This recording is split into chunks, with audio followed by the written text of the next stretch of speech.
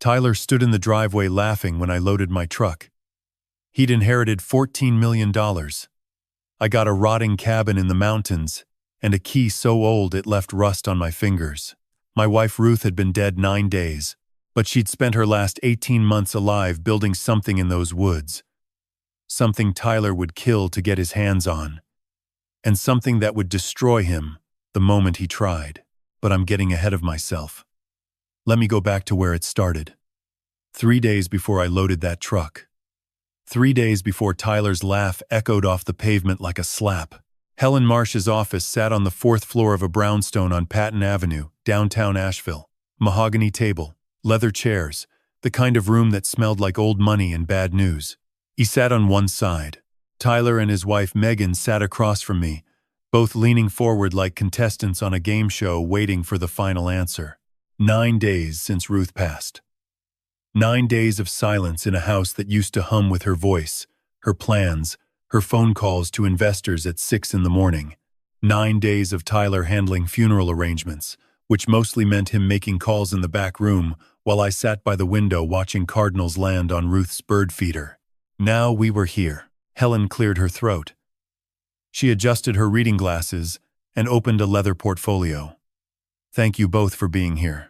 We'll proceed with the reading of Ruth Eleanor Dawson's last will and testament, executed September 22nd, 2022, 6 months before she died. She'd known. She'd planned, Helen began. To my beloved son, Tyler James Dawson. Tyler straightened in his chair. Megan's hand found his knee under the table. I leave the family residence located at 4117 Kensington Drive, Asheville, North Carolina. Appraised value, $4.8 million. Megan's breath caught.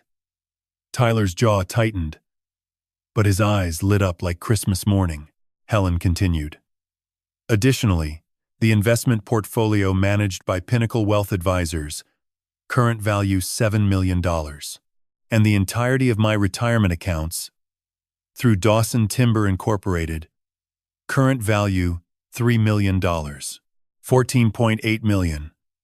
I did the math without thinking. 40 years of teaching, you learn to calculate fast. $14.8 million, to Tyler. Helen turned the page. To my husband, Franklin Thomas Dawson. My heart thudded against my ribs. I leave the family property located in rural Buncombe County, North Carolina. 1,200 acres, including sawmill, cabin, and outbuildings. County appraisal, $220,000. Silence. Tyler blinked, then his head snapped toward Helen. Wait. What? Helen looked up calmly. The Buncombe County property. Your mother inherited it from her grandfather. It's been in the Caldwell family since 1941. Tyler leaned back. I watched his face shift. Confusion. First. Then calculation. Then something ugly. Something I'd never seen directed at me before. A sawmill. He laughed, sharp and bitter. Mom left him a junkyard and some trees. Tyler, I started. He cut me off. You're 70 years old, Dad. You don't know anything except fixing toilets and teaching kids about the Civil War. That place is worthless. It's falling apart. He looked at Helen. There's a mistake. There has to be. Helen's expression didn't change. The will is very clear, Tyler. Your mother was extremely specific about the distribution. Specific. Tyler shook his head, looked at Megan. She pursed her lips, said nothing, but her eyes were already calculating square footage of the Kensington house. I should have said something. Should have defended Ruth, defended myself. But my throat was tight, and my hands were shaking under the table. I stared at the portfolio in Helen's hands, trying to understand. Why the sawmill? Ruth had never taken me there. I'd never even seen it. Helen continued. There is also a sealed envelope addressed to Franklin, with instructions that it be opened at the property. She slid the envelope across the table. Cream-colored. Ruth's handwriting, steady and angular. Frank, open at the cabin. Trust me. I picked it up. My fingers trembled. Tyler stood abruptly, his chair scraping against the hardwood. This is unbelievable. I'm getting a lawyer. Helen's voice was calm. That's your right. But I'll tell you now. Your mother's will was drafted by one of the finest estate attorneys in North Carolina. It's ironclad.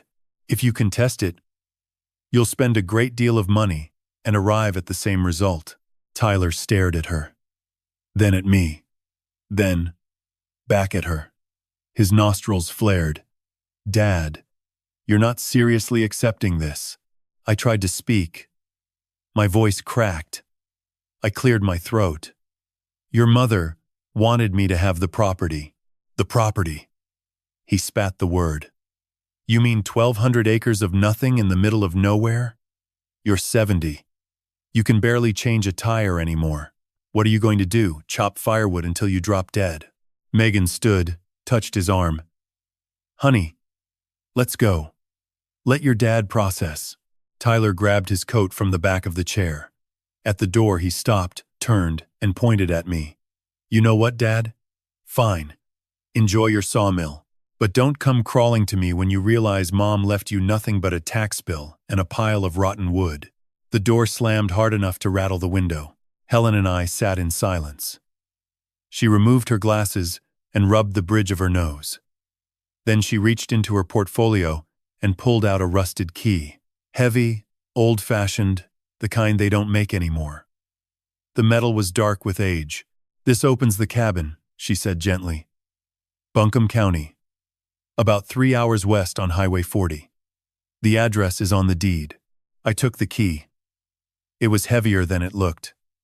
Cold in my palm. One more thing. Helen's eyes met mine. Something in them I couldn't quite read. Your wife mentioned you might have questions once you arrive. If you do, call me. Day or night. I nodded. Thank you. She held my gaze a moment longer. Then she said quietly, Ruth loved you very much, Frank. More than you may realize right now. Trust what she left you. I walked out of that office holding a rusted key in one hand and a sealed envelope in the other. The elevator doors closed. I caught my reflection in the polished metal. 70 years old. Gray. Thin. A retired plumber who'd spent 40 years fixing other people's pipes while his wife built an empire. And now she'd left me 1,200 acres of forest I'd never seen. Locked behind a key that stained my fingers the color of dried blood. Outside, Tyler's black BMW peeled out of the parking garage, tires squealing against concrete. I stood on the sidewalk and watched it disappear down Patton Avenue. The envelope sat heavy in my jacket pocket. Ruth's handwriting. Trust me, I whispered to the empty sidewalk. Ruth, what did you leave me? The key weighed heavy in my palm. 9 days since she'd gone, and I had no idea that everything she'd built in her final 18 months was waiting for me in those mountains, locked in a basement I didn't know existed, protected by people I'd never met, aimed like a loaded gun at the son who'd just called me worthless. The eviction notice appeared under my bedroom door at 6 a.m. Not slid gently. Shoved. The corner crumpled against the baseboard. A yellow, sticky note on top in Tyler's handwriting. Clock's ticking, Dad. 25 days. I picked it up. Official letterhead. Bradley and Associates. Notice to vacate. The language was cold, precise. The premises at 4117 Kensington Drive, Asheville, North Carolina, are hereby designated as the sole property of Tyler James Dawson. Occupant Franklin Thomas Dawson is required to vacate no later than April 5, 2023. Failure to comply will result in legal eviction proceedings. 25 days to leave the house Ruth and I had lived in for 22 years. I sat on the edge of the guest bed. The mattress was thin. Tyler had moved me here the night of the funeral. Master bedroom's off limits, he'd said. I'm having it redesigned. Megan wants a walk-in closet where the bathroom is. The bathroom where I'd held Ruth's hand during her final bath, 3 days before she passed. Where I'd helped her stand when her legs wouldn't cooperate. where she'd looked at me in the mirror and said, "I'm sorry I can't stay longer, Frank, but I left you everything you need." I didn't understand then. I didn't understand now. Downstairs, the front door banged open, boots on hardwood, voices. I pulled on yesterday's clothes and walked to the landing. 3 men in work shirts carried toolboxes through the foyer. A fourth wheeled a dolly stacked with cardboard boxes. Tyler stood in the kitchen doorway, coffee in hand, directing traffic. "Start with the office," he said. "Strip everything. Shelves, desk, filing cabinets, dumpsters in the driveway." I came down the stairs. The first worker nearly collided with me. "Morning, sir. You'll want to stay clear." I followed the noise to Ruth's office. The door was already open. 2 men pulled books off the shelves and dropped them into black garbage bags. A third unscrewed the brass nameplate from the door. Ruth E. Dawson, founder and CEO. Wait. My voice came out thin. "Those are her books. Her research." Tyler appeared behind me. "These guys are on a schedule, Dad. Let them work. You didn't tell me they were coming today. I told you renovations start this week." He sipped his coffee. "This is week 1. A worker grabbed a framed photo from Ruth's desk. The 2 of us at the groundbreaking ceremony for Dawson Timber's first processing facility. 1997. Ruth in a hard hat, grinning wide, holding a golden shovel. I stood beside her, proud and sunburned, wearing the flannel shirt she'd bought me that Christmas. "Can I have that?" I stepped forward. The worker looked at Tyler. Tyler looked at me.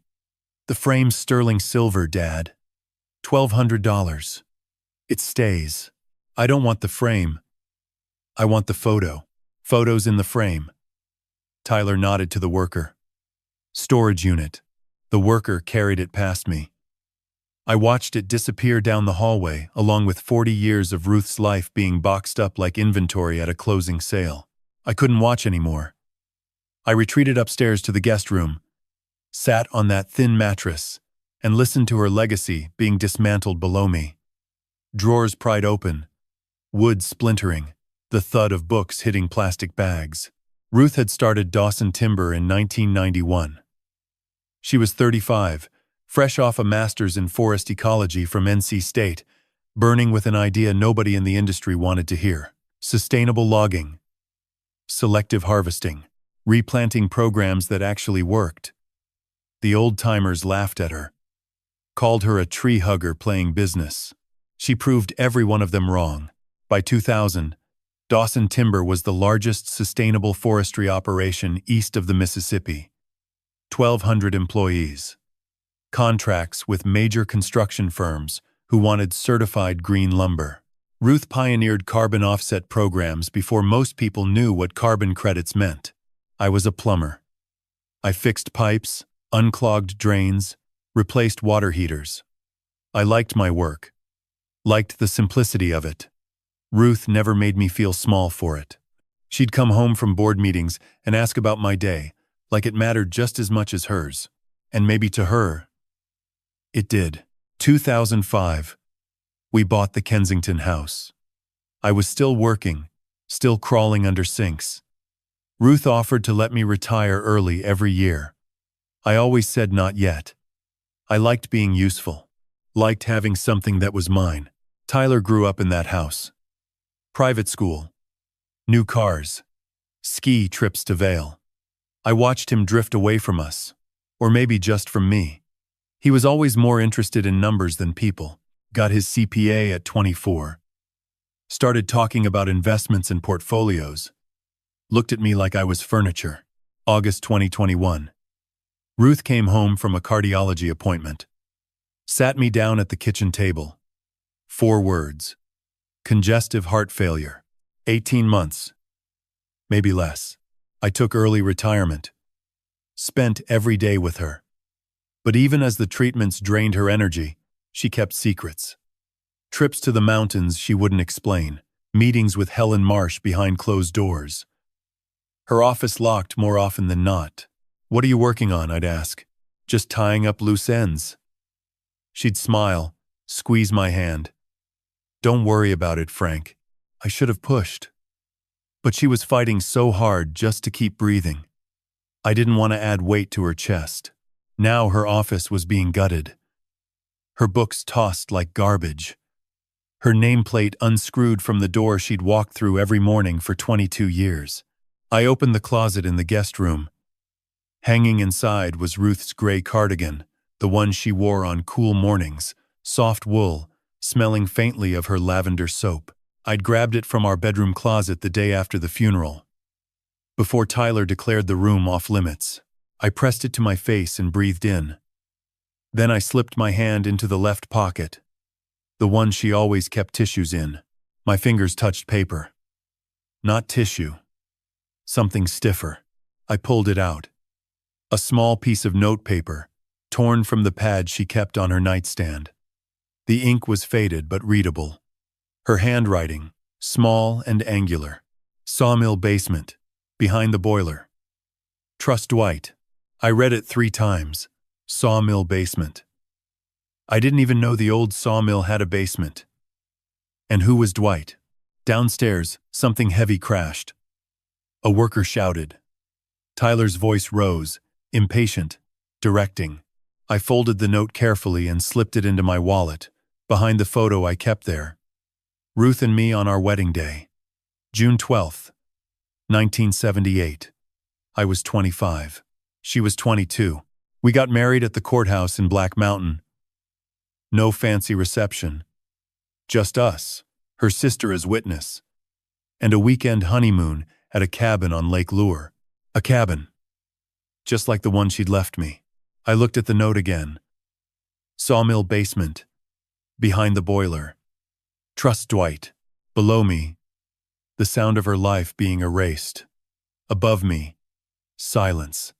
And in my hand, a message from beyond the grave pointing me towards something she'd hidden in a place I'd never been. 25 days. Then I'd find out what Ruth had been protecting, and why she'd whispered those last words with her final breath. Don't let him touch the trees, Frank. Not a single one. Wade Prescott arrived in a black town car at 9 in the morning. I watched from the guest room window as he stepped out, mid-50s, thin as a rail. Navy suit pressed sharp enough to cut paper. He smoothed his tie, adjusted his cufflinks, and followed Tyler up the front walk, carrying a leather briefcase that probably cost more than my truck. I hadn't been warned. No text, no mention at breakfast. Just Tyler calling up the stairs. Dad, come to the dining room. Now, the dining room table was cleared. No placemats, no centerpiece, just polished wood and a blue folder spread open at Tyler's end. Prescott sat beside him, briefcase open, pen already uncapped. They looked like a team. Rehearsed. I sat across from them. The chair felt hard. Dad, this is Wade Prescott. Tyler gestured with his coffee mug. Elder care specialist. We need to talk about your future. My future. The word landed flat. I looked at Prescott. His smile was the kind dentists give before they tell you something's going to hurt. Mr. Dawson. Prescott's voice was smooth, measured. The kind of voice that sells timeshares and funeral packages. Your son is concerned about your welfare. This is purely precautionary, a safeguard. He slid a document across the table. The top page was printed in bold capital letters. General Durable Power of Attorney. I pulled it closer. The print was small, dense, the kind of language designed to make your eyes skip ahead. But I didn't skip. 40 years of teaching teenagers taught me patience. I read every line. The principal hereby grants the agent full and irrevocable authority over all financial accounts. Real property, including parcels located in Buncombe County, North Carolina, investment portfolios, medical decisions, and living arrangements, effective immediately upon execution. I looked up. Irrevocable. That means I can't change my mind. Prescott nodded. Correct. It ensures continuity of care. prevents confusion down the road. I kept reading. Page 2. Page 3. A section highlighted in yellow caught my eye. Section 9. Emergency guardianship provision. In the event the principal is deemed unable to manage his own affairs, the agent may petition the court for full guardianship without prior notice to the principal. My chest tightened. I read it again. Without prior notice. I set the document down and looked at Tyler. You want control of everything. The house. The investments. The sawmill. Tyler leaned forward, elbows on the table. Dad, listen. The county filed a tax lien on that property. $22,000 in back taxes. You can't pay that. Your pension is what? $1,800 a month? He tapped the paper. Sign this. And I handle everything. Taxes, maintenance, all of it. You don't have to worry about a single thing.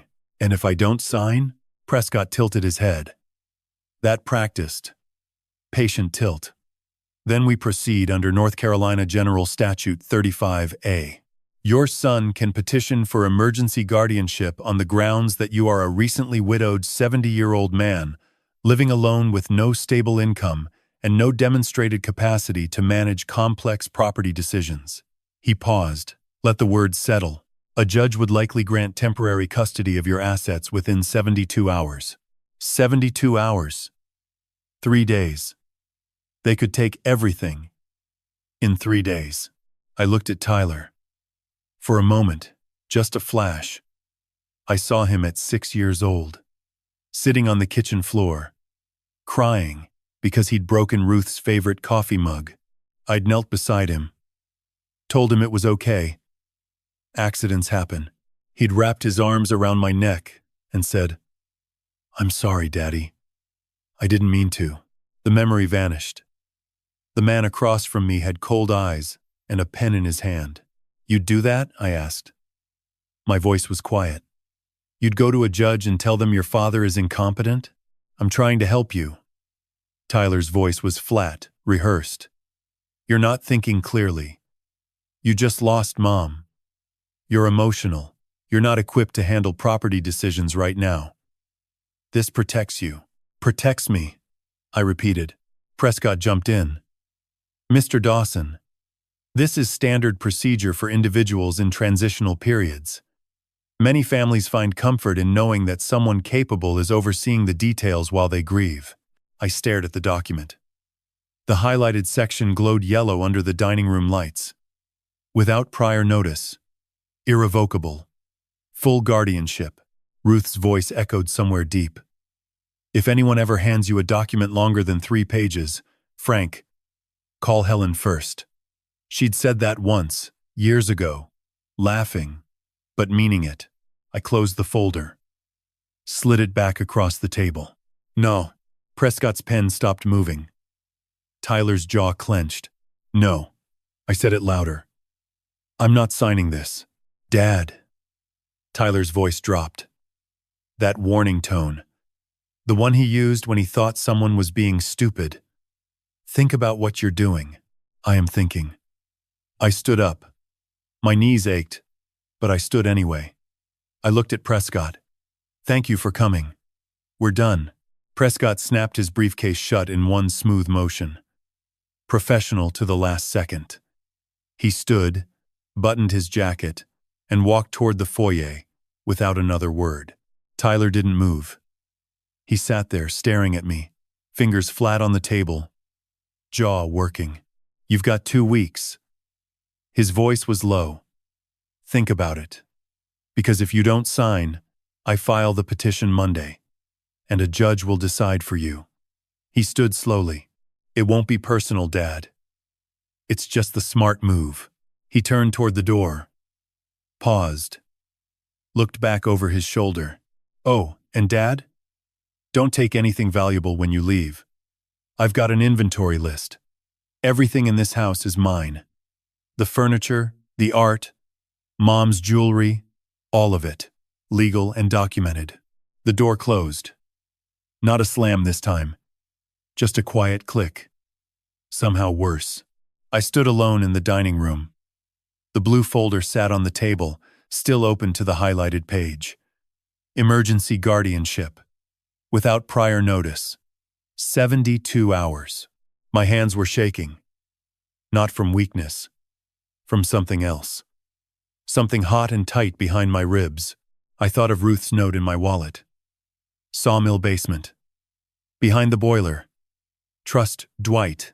I thought of Helen Marsh handing me that rusted key. Trust what she left you. I thought of Tyler's eyes across the table. Cold. Calculating. No trace of the boy who cried over a broken coffee mug. 2 weeks. That's what he gave me before filing. 2 weeks to decide if I'd sign away my freedom or fight for something I didn't yet understand. I walked to the guest room window and looked out at the yard. Ruth's greenhouse stood in the back corner, glass panels catching afternoon light. The last thing she'd built with her own hands. Inside, the plants she'd tended every morning were probably already wilting without her. 14 days. The clock was ticking, and somewhere in the Blue Ridge Mountains, a basement I'd never seen held answers to questions I didn't yet know to ask. I found the folder by accident. Tuesday morning, 4 days after Prescott's visit. I was dragging the recycling bin back from the curb when a manila folder slipped out onto the wet driveway. The tab read Dad, residential options in Megan's loopy handwriting. Pink pen. A little heart dotting the I. I stood there in the drizzle holding it. Then I opened it. Inside were glossy brochures for Pinecrest Senior Living, rural McDowell County, North Carolina. The cover showed a low brick building, surrounded by gravel parking lots and brown grass. An American flag hung limp on a pole near the entrance. The brochure headline read, "Where Comfort Meets Community." But the photos inside told a different story. A dining hall with fluorescent lights buzzing over plastic trays. A television mounted high on a wall. Muted, showing a game show to a row of wheelchairs facing it like an audience that had forgotten how to leave. I flipped to the next page. Activity schedule. Bingo. Mondays. Movie night. Wednesdays. Chair exercise. Fridays. That was it. 3 activities for 7 days. Beneath the brochures was a printed contract. I pulled it out. My hands were steady. I don't know why. Maybe shock keeps your fingers still. Resident admission agreement. Pinecrest Senior Living, McDowell County, North Carolina. Resident name, Samuel Franklin Dawson. Accommodation, shared occupancy, Wing C. Monthly rate, $3,200. Security deposit, $6,400, non-refundable. Move-in date, April 25th, 2023. Authorized representative, Tyler James Dawson. Power of attorney. The signature line for resident was blank. Waiting for me to sign Prescott's blue folder. Waiting for Tyler to get the authority to put me there. Without my consent. Then I saw the date at the bottom of the page. Contract executed January 15th, 2023. I read it again. January 15th. Ruth died March 3rd. On January 15th, she was still alive. Bedridden, yes. Struggling for every breath. But alive. Still squeezing my hand at night. Still whispering, "I love you, Frank." Still here. And while she was fighting to live, Tyler had already signed a contract to lock me away. 6 weeks before his mother's heart gave out, our son had reserved a room for me in a shared ward at a facility that looked like a warehouse with curtains. My hands started shaking then. I sat down on the cold driveway, folder in my lap. Rain misting against my neck, and pulled out my phone. I searched Pinecrest Senior Living, McDowell County, North Carolina reviews. 1.8 stars. 63 reviews. I read them one by one. My mother was left in a soiled bed for 9 hours. When I complained, the nurse on duty said they were short-staffed. No apology. No change. The food is inedible. My father lost 15 pounds in 6 weeks. He begged me to take him home. I did. Staff turnover is constant. A new aide every week. My aunt couldn't remember their names. Neither could they remember hers. Roaches in the shared bathroom. I reported it to management twice. Nothing happened. Third time, they told me I was welcome to find another facility. My father's wedding ring disappeared from his nightstand. Filed a report. They said he must have misplaced it. He had dementia. Yes. But he never took that ring off in 62 years. I closed the phone. The screen was wet. My face was wet too, but I told myself it was rain. I stood up, legs stiff, and walked to my truck. Opened the toolbox in the bed.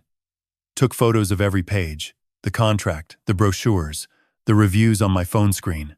Then I slid the folder under a wool blanket beneath the toolbox, where Tyler would never look. Where Tyler would never think to look because Tyler had never once opened my toolbox, had never once picked up a wrench or a pipe cutter, had never once gotten his hands dirty his entire life. I walked back inside, wiped my shoes on the mat, climbed the stairs to the guest room, and sat on the edge of the bed. My chest felt hollow. Not angry yet. That would come later. For now, just hollow. I thought about Ruth's final months. The trips to the mountains she wouldn't explain. Sometimes, she'd be gone all day, come home exhausted, pale, barely able to climb the stairs. I'd ask where she went. Just driving, Frank. Needed air. I never pushed. The meetings with Helen Marsh. I'd hear Ruth on the phone in her office, voice low, door locked. When she came out, she'd smile, kiss my forehead, say nothing. I never pushed. Her office. The one Tyler just gutted. She'd started locking it in October 2022. I noticed but didn't say anything. She was dying. She deserved privacy. She deserved whatever peace those closed doors gave her. Now I understood. She wasn't seeking peace. She was building something. Quietly.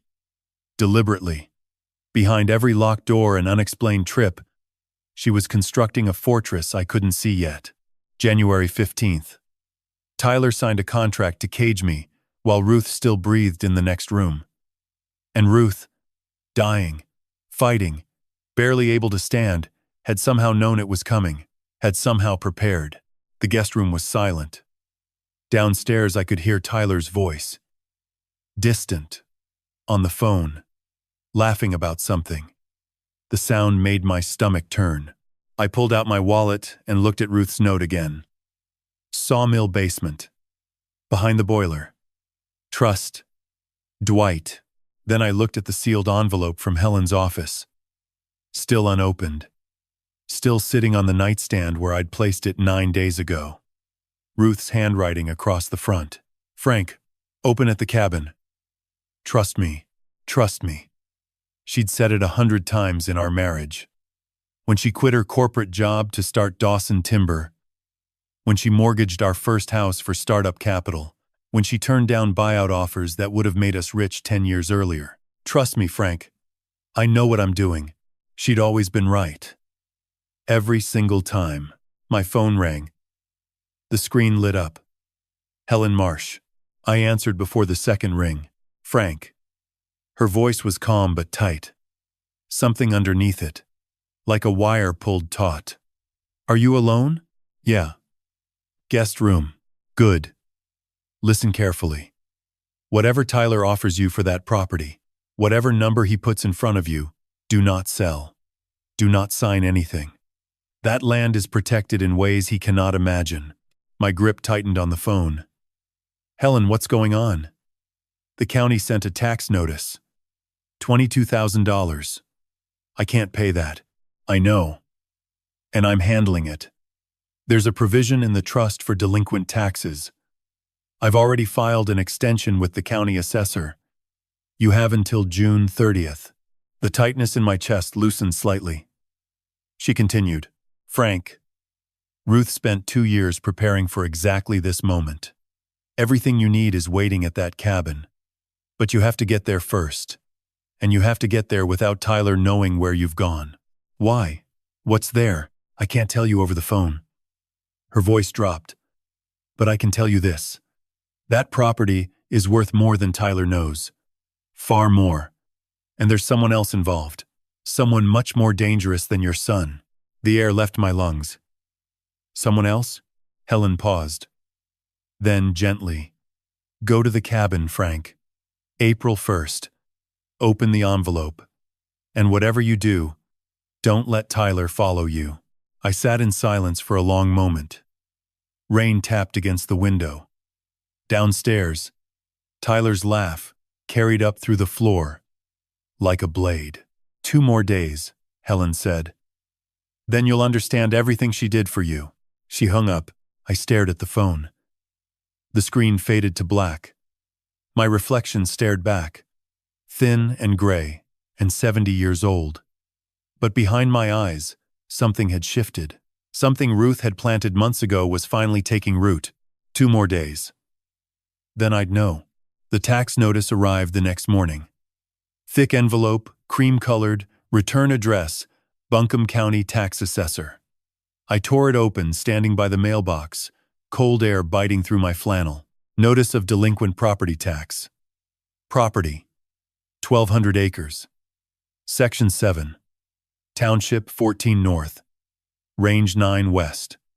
Owner, Franklin Thomas Dawson. Amount due, $22,417.63. Deadline, May 21st, 2023. Penalty for non-payment.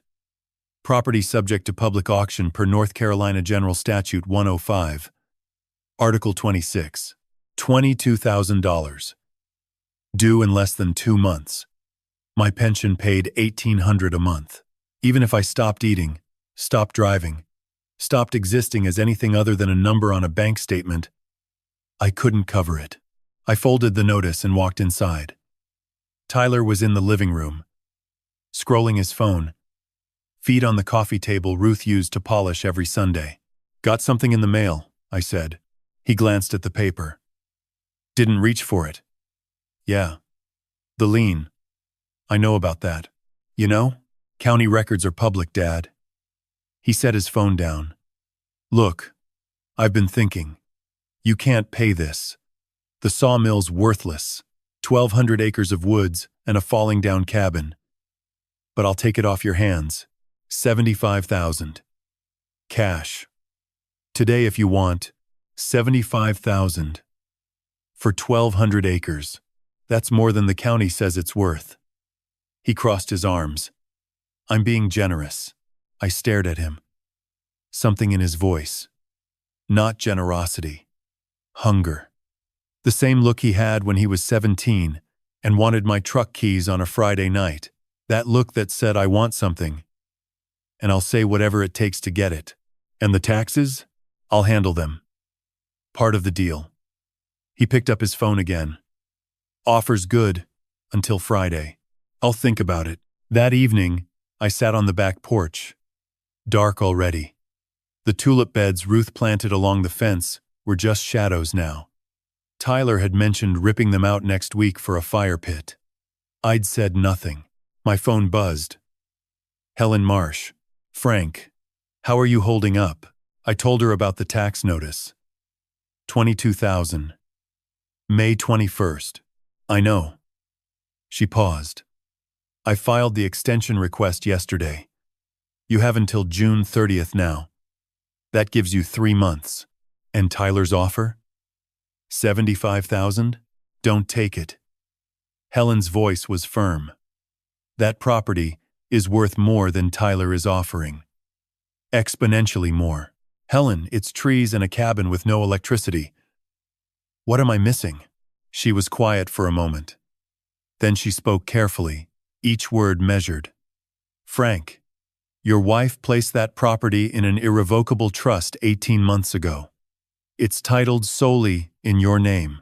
No power of attorney. No guardianship petition. No creditor. No heir can touch it. Tyler has 0 legal claim. None. I gripped the porch rail. Then why is he pushing so hard? Because he knows something you don't. About what's on that land. What's in those woods?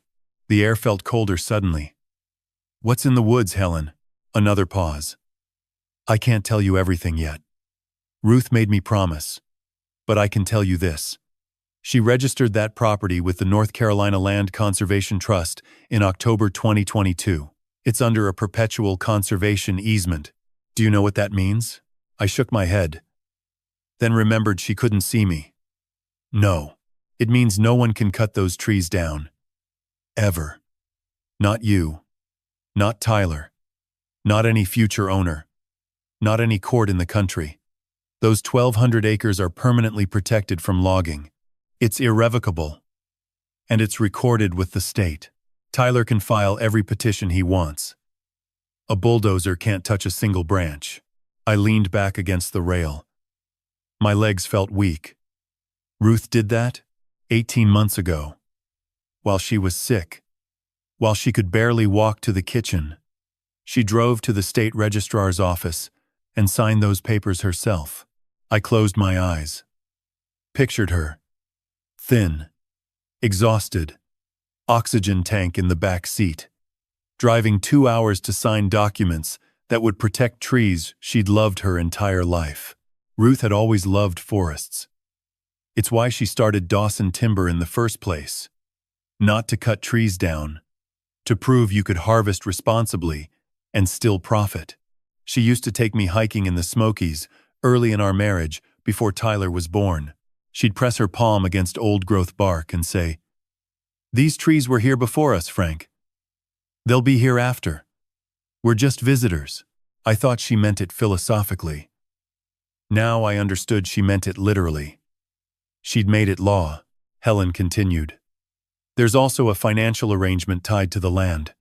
I can't give you details until you're at the property and you've opened the envelope. But Frank, she lowered her voice. It's substantial. Life-changing substantial. More than 75,000? She almost laughed. Frank, 75,000 wouldn't cover the first quarter. My mouth went dry. First quarter of what? Open the envelope. Her voice softened.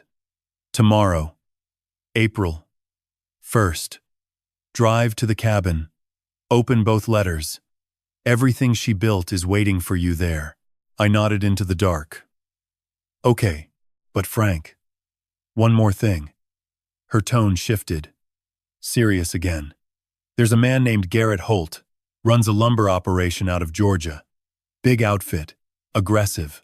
Ruth sued him in 2014 for illegal clear-cutting on state land. She won. Cost him $4 million in fines and his logging license in North Carolina. I remembered the name vaguely. Ruth had mentioned it years ago. Some logger cutting where he shouldn't have. He's back, Helen said. He's been in Buncombe County the last 2 weeks. Talking to the county clerk. Talking to the assessor. And he's been in contact with Tyler. My stomach dropped.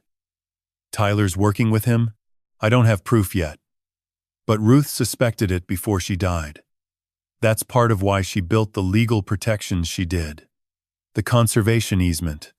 The trust. They're not just financial instruments, Frank. They're walls.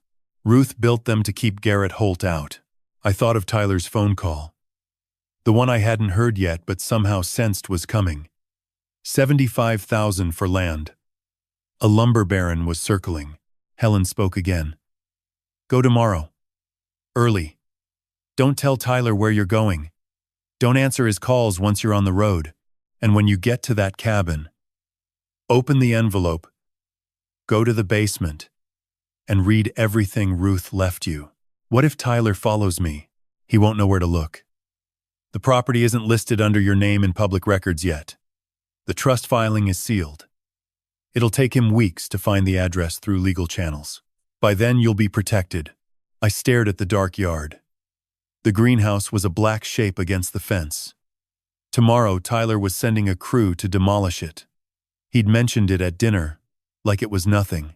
Having the greenhouse torn down, putting in a hot tub. Helen. I said. Yes? Thank you. Don't thank me. Thank Ruth. I'm just following her instructions. She paused. One more day, Frank. Then you'll understand everything she sacrificed to keep you safe. The line went dead. I sat on the porch steps in the dark. Phone in my lap. Tax notice in my pocket. Tyler's laugh drifting through the kitchen window behind me. One more day. Tomorrow I'd leave this house for the last time. Tomorrow I'd drive into those mountains with a rusted key and a sealed envelope and find out what my wife had been building in secret while the rest of us watched her die. The stars were bright over Asheville. Cold and sharp. Ruth used to say stars were just light that refused to quit. Even after the source was gone, the light kept traveling, kept arriving. I went inside, locked the guest room door, and set my alarm for 5 in the morning. Before Tyler woke. Before the crew arrived. Before the greenhouse came down. One more day. The alarm never went off. The excavator did. 5:45 in the morning. The house shook. A deep mechanical growl followed by the crack of something breaking. I was out of bed before I understood what I was hearing. Jeans on. Boots. No socks. I ran to the window. In the gray pre-dawn light, a yellow excavator sat in the backyard. Engine rumbling. Exhaust curling into the cold air. Its claw was raised, poised above Ruth's greenhouse like a fist about to strike. Tyler stood on the back patio in sweats and a North Face jacket, coffee mug in hand, gesturing at the operator. Take the whole thing. Foundation and all. Hot tub pad goes right there. I was down the stairs and out the back door in under a minute. Barefoot now. The grass was wet and freezing. I didn't feel it. Stop! I shouted. Stop! The operator looked at me through the cab window. Tyler turned. Dad, go back inside. It's too early for this. That's Ruth's greenhouse. Was Ruth's greenhouse. He sipped his coffee. My property now. I told you yesterday. Hot tubs going in this weekend. Crews on a schedule. The excavator's claw swung downward. It caught the peak of the glass roof and pulled. The sound was like ice breaking on a winter lake. Glass panels shattered. The wooden frame twisted, snapped, folded inward, like something dying. 20 years of careful construction crushed in seconds. The A-frame Ruth had designed herself. The ventilation system she'd spent 2 summers perfecting. The heat lamps for the winter seedlings. I stood frozen, chest tight, watching. The claw came back for a second bite. Took out the east wall. Pots exploded. Soil sprayed across the grass. I saw the grow table tip and spill, trays of seedlings tumbling into the debris. Ruth's seed catalogs, the ones she'd organized by species and season, scattered like confetti. Tyler watched it all with the same expression he wore watching football. Mild interest. A sip of coffee between plays. Then I saw it. In the far corner of the greenhouse, still standing amid the wreckage, a single black pot, 18 inches tall, sitting on a wooden shelf that hadn't collapsed yet. Inside it, a thin sapling with 5 broad leaves. Dark green, almost black at the edges. The black walnut. Ruth had grown it from a seed she'd collected from a tree she called the Guardian. A 200-year-old black walnut, standing somewhere in the mountains on the property I'd never visited. She'd brought the seed home 3 years ago, planted it in a ceramic pot, nursed it through 2 winters in that greenhouse. She'd talk to it sometimes when she thought I wasn't listening. Grow strong, little one. You've got big shoes to fill. The excavator repositioned. The claw rose again, directly above the corner where the sapling sat. I ran. My bare feet hit broken glass. I felt it cut but kept moving. I reached the shelf just as the claw began its descent. I grabbed the pot with both hands, hugged it to my chest, and dove sideways. The claw crashed through the shelf a half-second later. Wood exploded behind me. Soil rained down on my back. I rolled. Pot clutched tight, and came up on my knees in the wet grass. The sapling was intact. 5 leaves trembling. A thin line of soil had spilled down my shirt, but the roots were still packed. The operator killed the engine. Silence rushed in. Tyler walked over. His shadow fell across me. "You can't take that." I looked up at him. He stood with his hands in his jacket pockets, coffee mug dangling from 2 fingers, face blank. I didn't answer. I stood. Glass crunched under my bleeding feet.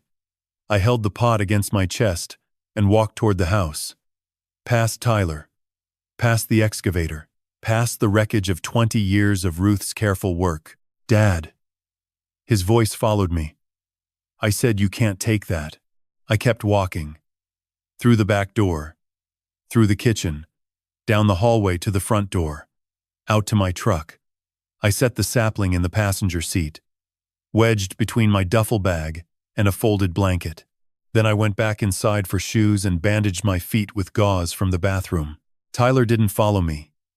I heard him on the back patio giving the operator instructions to finish the job. "Take it all. Level it. I want the pad poured by Thursday." By the time I came back downstairs, the greenhouse was gone. Just a rectangle of torn earth and broken glass where it had been. The excavator was loading debris into a dumpster. Ruth seed catalogs blew across the yard like dead leaves. I sat in my truck for a long time. The sapling beside me, those 5 dark leaves catching morning light through the windshield. I thought about driving to the cabin right then. Just leaving. But my bag wasn't fully packed, and I needed one more night to make sure I had everything. One more night. That decision saved me. Because that night, I heard something I was never meant to hear. 11:15. I was lying on the guest bed, lights off, staring at the ceiling. Sleep wouldn't come. My feet throbbed where the glass had cut. The image of Ruth's greenhouse folding inward kept replaying behind my eyes. Then Tyler's voice. Low. Excited. Coming from his office downstairs. The door was open a crack. He must have thought I was asleep. I slid out of bed. Crept to the top of the stairs. His voice carried up through the still house, clear as a bell. "Yeah. I know. I know. But listen, Garrett." He paused. Laughed. That low, hungry laugh I'd heard before. 400 trees. You're telling me 400 black walnut trees, old growth, some of them 200 years old, and you're saying 80 to 150 per unit? Silence. The other voice too quiet to hear. Then Tyler again. "That's 45 million. Minimum." He whistled softly. "And all we need is the deed transferred and the easement voided?" Another pause. "I can handle the old man. Guardianship filings ready. Prescott says we can push it through in 72 hours once I demonstrate he's incompetent. Living alone. No income. Can't manage property. Open and shut." My pulse hammered. I reached for my phone on the nightstand.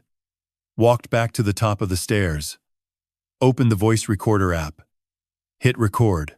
Tyler's voice kept coming. "Clear cut by August.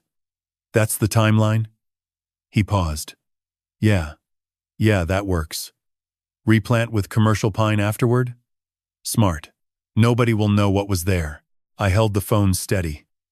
My hands wanted to shake, but I wouldn't let them. "And my cut?" Tyler said.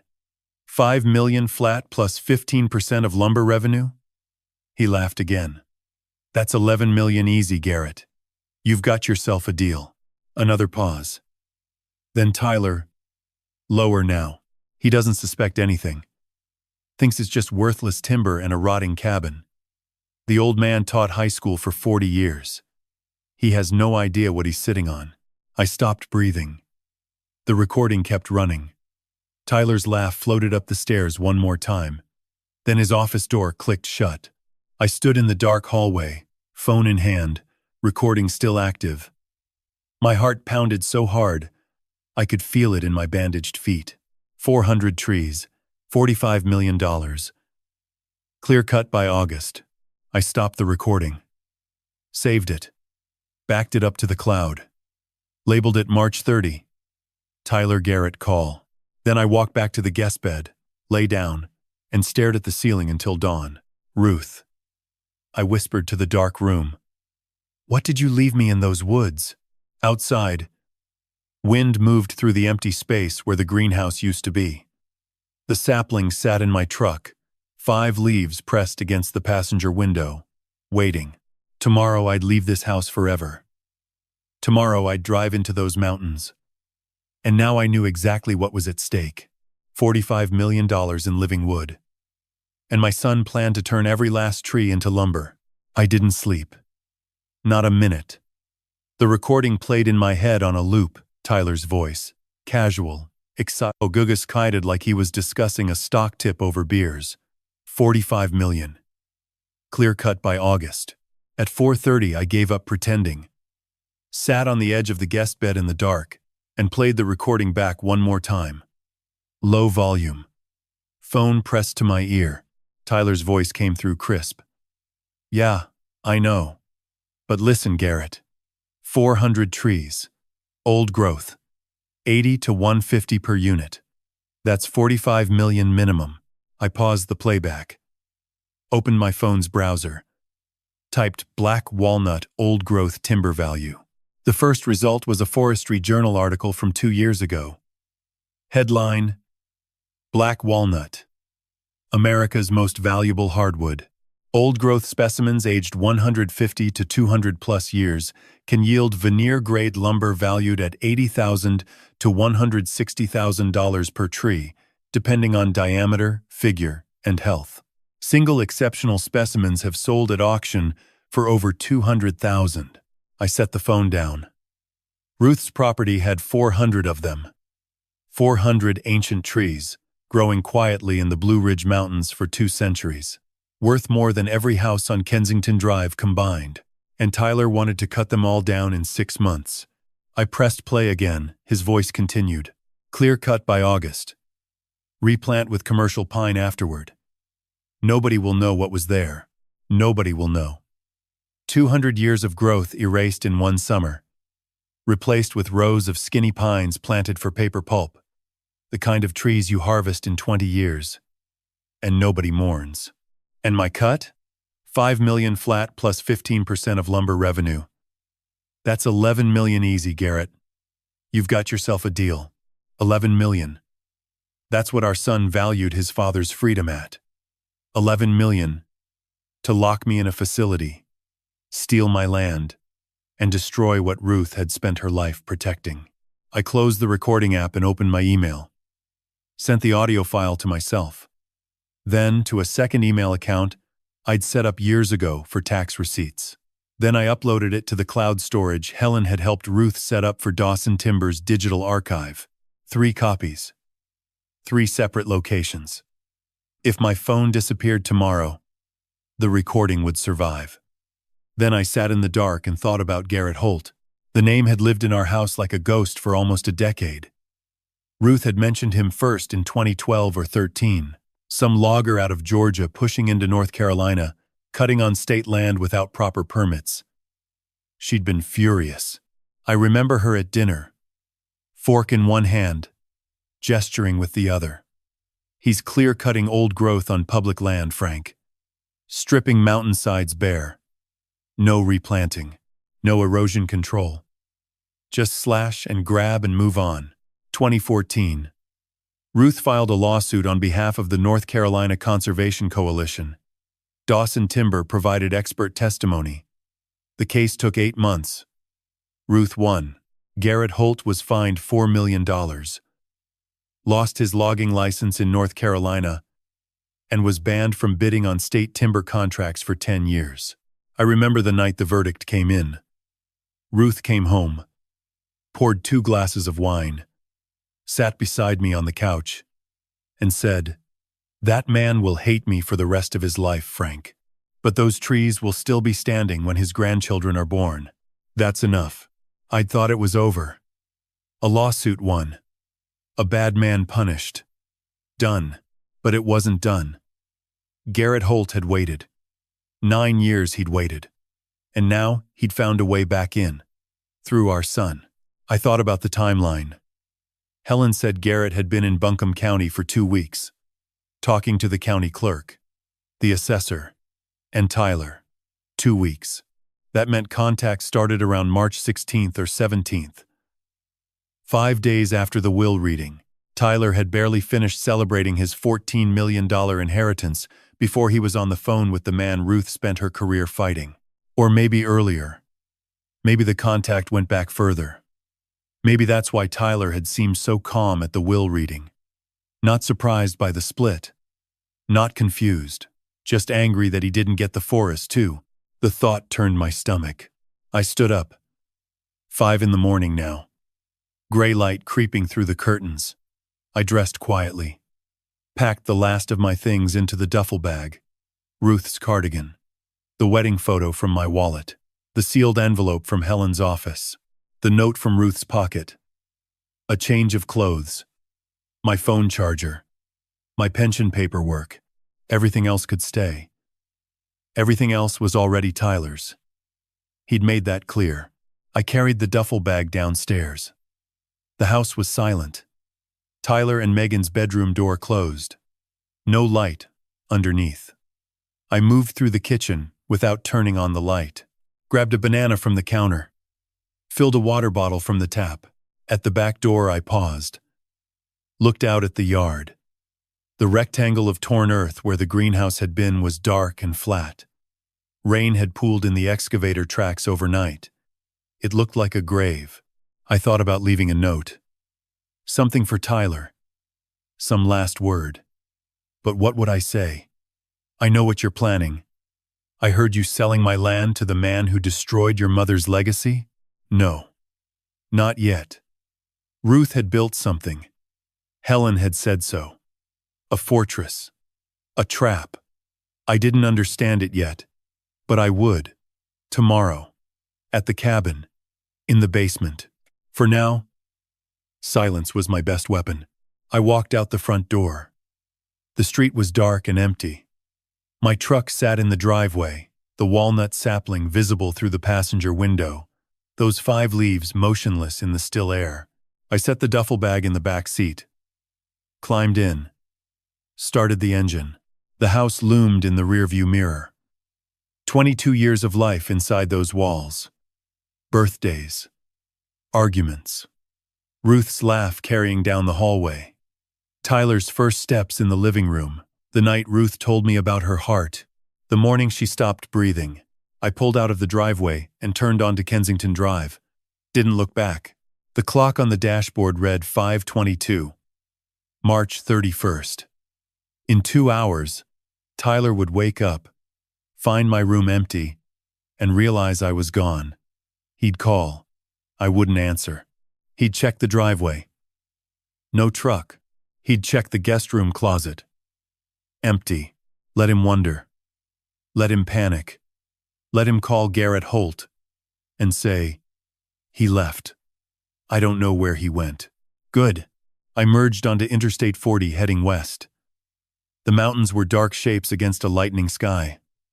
Somewhere ahead, 3 hours up winding roads, a cabin waited. A basement waited. A rusted key and a sealed envelope.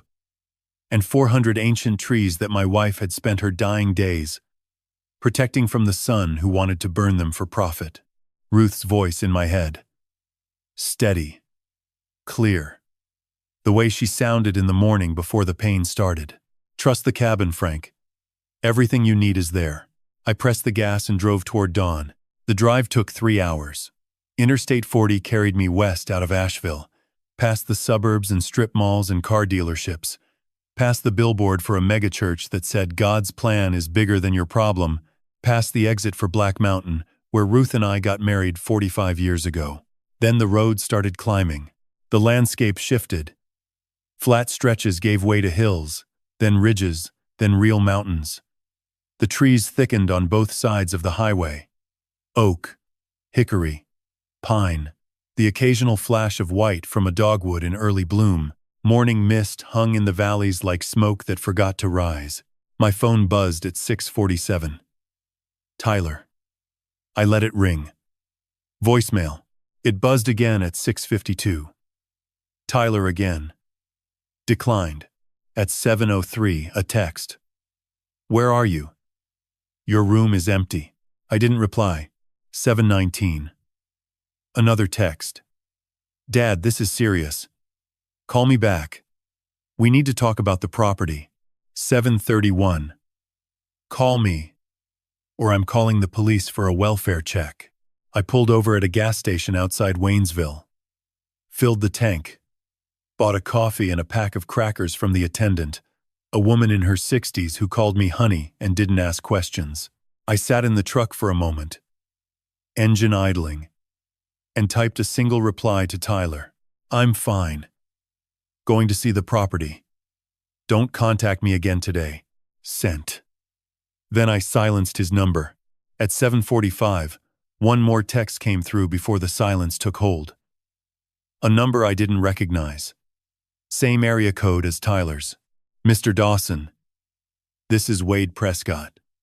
Your son has asked me to reach out regarding the Buncombe County parcel. I have a revised offer. $50,000. Cash. Immediate closing. Please contact me at your earliest convenience to discuss. 50,000. Down from 75. The number was shrinking. That told me everything I needed to know. Tyler wasn't being generous. He was getting desperate. I deleted the text and pulled back onto the highway. Past Waynesville, I turned south on 281, then west on a county road that wound through a valley so narrow the mountains seemed to lean over both sides. The pavement got rougher, the center line faded. Mailboxes appeared at the ends of gravel drives, names I didn't recognize hand-painted on wooden posts. Carter. Sullivan. Hobbs. The towns got smaller. Gas stations with 2 pumps. Churches with hand-lettered signs. A general store with a Coca-Cola thermometer nailed to the porch. A hand-painted plywood sign that read, Fresh eggs, $3 dozen. Honey, $10 quart. Around 8:30. My GPS announced, turn left in 500 feet. Destination ahead. I turned onto a gravel drive barely wide enough for the truck. Branches scraped both sides. The drive climbed steeply for a quarter mile, potholes filled with standing water from last night's rain. Then the trees opened up and I saw it. The cabin sat in a small clearing, backed against the base of a ridge. Wood frame. White paint peeling in long strips, tin roof stained with rust. The porch sagged on the left side, where a support post had rotted through. One window was cracked. Vines crawled up the east wall, pushing through gaps in the siding. It looked exactly like what Tyler had called it. A rotting shack in the middle of nowhere. But behind it, I killed the engine and stepped out. The silence hit me first. No traffic, no voices, no machinery, just wind and birds and something else. A deep, living stillness that seemed to press against my skin like a hand. I walked around the cabin and stopped. The forest. It rose behind the clearing like a wall. Not a wall. A cathedral. Massive trunks. Dark gray bark furrowed deep. Rising 60, 80, 100 feet before the first branches spread. Black walnut. I recognized the bark, the compound leaves, the distinctive smell of the husks from Ruth's sapling. But these weren't saplings. These were giants. Some trunks were 4 feet across. 5. One, directly behind the cabin, maybe 200 yards in, was at least 6 feet in diameter. Its canopy spread so wide it shaded a circle of ground the size of a house. The branches were thick as telephone poles, twisted with age, draped with lichen. 400 of them. That's what Tyler had said. 400 trees like this, stretching across 1,200 acres of mountain terrain. Growing here for 200 years. Silent. Patient. Waiting. I walked toward the nearest one. Put my hand on the bark. It was warm from the morning sun. Rough under, I could almost feel it breathing. Slow and deep. The way old things breathe when they've stopped hurrying. Ruth had known. She'd walked among these trees, touched this bark, measured these trunks, and she'd decided they were worth protecting with every legal weapon she could build. I understood now why she'd registered the conservation easement. Why she'd placed the land in an irrevocable trust. Why she'd whispered those last words. Don't let him touch the trees. Not a single one. These trees were irreplaceable. You couldn't grow them back in a lifetime. You couldn't grow them back in 5 lifetimes. They were older than the Civil War. Older than the railroad. Older than the county itself. And Tyler wanted to cut every single one down and sell them for lumber. I stood there for a long time. Wind moved through the canopy high above, a sound like distant water. Sunlight filtered down in shafts, golden and warm. A woodpecker hammered somewhere deep in the woods. A squirrel chattered. Then I turned back to the cabin. The porch steps groaned under my weight. The boards were soft in places, dangerous. But they held. I pulled the rusted key from my pocket. It was warm from being pressed against my leg during the drive. Heavy. Old-fashioned. The kind with teeth cut deep. I slid it into the lock. It fit perfectly. I turned it. The mechanism clicked. Stiff, but certain. I pushed the door open. Dust motes floated in the dim light. The air smelled like old wood, dry leaves, and something faintly chemical. Maybe rust. Maybe time. The cabin was one room. A kitchen area against the far wall. Sink, propane stove. No refrigerator. A metal frame cot in the corner with a bare mattress rolled up at one end. A wood stove. Cold and black. And in the center of the room, a card table. Scarred wood. 2 folding chairs tucked beneath it. On the table sat 2 envelopes. The first was cream-colored, sealed with red wax. The one from Helen's office. Ruth's handwriting across the front. Frank, open at the cabin. Trust me. The second was white, smaller, unsealed. Also Ruth's handwriting. After the basement, I set my duffel bag on the cot. Walked back to the table. Stood over the envelopes. My hands trembled. Outside, wind moved through 400 ancient trees. The cabin creaked. A bird sang 3 clear notes and went silent. I picked up the first envelope, broke the wax seal, and began to read. Ruth's handwriting filled the page. Neat. Angular. No tremor in the letters, despite how weak she must have been when she wrote them. Frank, if you're reading this, you made it to the cabin. I'm proud of you. I know this hasn't been easy. I know Tyler has already shown you who he's become. I'm sorry I couldn't warn you while I was still there. But some truths are too dangerous to speak aloud. They have to be hidden until the right moment. Here's what I need you to do. Walk to the sawmill. It's the large red building behind the cabin, about 50 yards east. Go inside. Northwest corner. There's an old coal boiler. Hasn't worked in 30 years. Behind it, built into the foundation wall, you'll find a safe. Gray metal. The same key that opened this cabin opens the safe. Everything you need is inside. Read it all. Then read the second envelope. The one marked, after the basement. I love you. I've always loved you. And I'm sorry this is how you have to learn what our son became. Trust Helen. Trust Dwight. Trust the forest. Ruth. I folded the letter carefully, slipped it into my jacket pocket, and walked outside. The sawmill stood 50 yards east of the cabin, just as she'd said. It was enormous. 3 stories of weathered red wood, roof patched with corrugated tin, double doors hanging crooked on iron tracks. A faded sign above the doors read Caldwell and Sons Lumber, Est, 1941. Ruth's grandfather's operation. The place where her family had worked these mountains for decades before she was born. I pulled one door open. It resisted, then gave with a groan that echoed through the empty space inside. The air smelled like dry sawdust and machine oil. Old. Undisturbed. Afternoon light slanted through gaps in the walls, throwing bars of gold across a dirt floor littered with wood shavings that might have been there since the 70s. An old bandsaw stood in the center, blade rusted solid. Lumber racks along the south wall held nothing but cobwebs. In the northeast corner, a tractor with flat tires sat collecting dust. I walked to the northwest corner, past stacked pallets, past a workbench covered in hand, tools, chisels, planes, draw knives, all coated in rust. Behind it all, shoved against the foundation wall, sat the boiler, a massive iron cylinder, 4 feet tall, blackened with decades of soot. Cold as a tombstone, I squeezed behind it.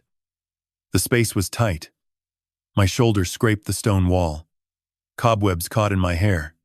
I swept them away and pointed my phone flashlight at the foundation.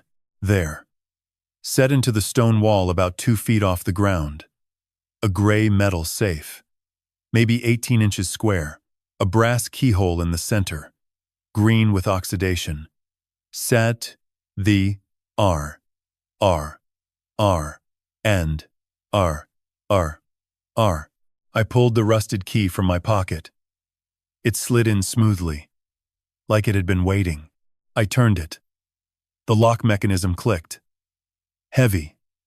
Certain. I pulled the door open. Inside, 4 folders. Neatly stacked. Labeled in Ruth's handwriting with colored tabs. Red tab. Embezzlement. $600,000. Blue tab. Garrett Holt. Conspiracy. Green tab. Conservation and carbon credits. Black tab. Trust documents. Poison pill. Section 30. 1. B. On top of the folders, a sealed envelope. White. My name in Ruth's hand. Beneath my name, 2 words underlined. Read. Last. I lifted the folders out carefully. They were heavy, packed thick with documents. I tucked them under my arm, closed the safe, locked it, and squeezed back out from behind the boiler. I carried everything back to the cabin. Set the folders on the card table. 4 of them, spread in a row. Red, blue, green, black. The sealed envelope on top. Outside, the sun had shifted. Late afternoon now. Golden light poured through the cabin's one clean window. Dust motes swam in the beam, like tiny planets. I sat down at the card table, stared at the folders. My heart was beating too fast. I pressed my palms flat on the scarred wood and breathed. Ruth had spent 18 months building this. While she was dying. While I read to her at night, held her hand, brought her water. She was documenting, planning, constructing legal fortresses and gathering evidence, fighting a war I didn't know existed. I picked up the second envelope from the table. The one that had been sitting here when I arrived. Marked after the basement. I'd read it last, as instructed. But first, the folders. I reached for the red one. Stopped. Changed my mind. Reached instead for the sealed envelope from the safe. The one marked, read last. I set it aside carefully. Then I picked up the green tab. Conservation and carbon credits. I wanted to understand what Ruth had built before I understood what Tyler had destroyed. I wanted the hope before the horror. No. Wait. Ruth had arranged them in order. Red, blue, green, black. That was deliberate. Everything Ruth did was deliberate. I put the green folder back. Picked up the red one. Embezzlement. $600,000. My fingers hesitated on the tab. Once I opened this, there was no going back.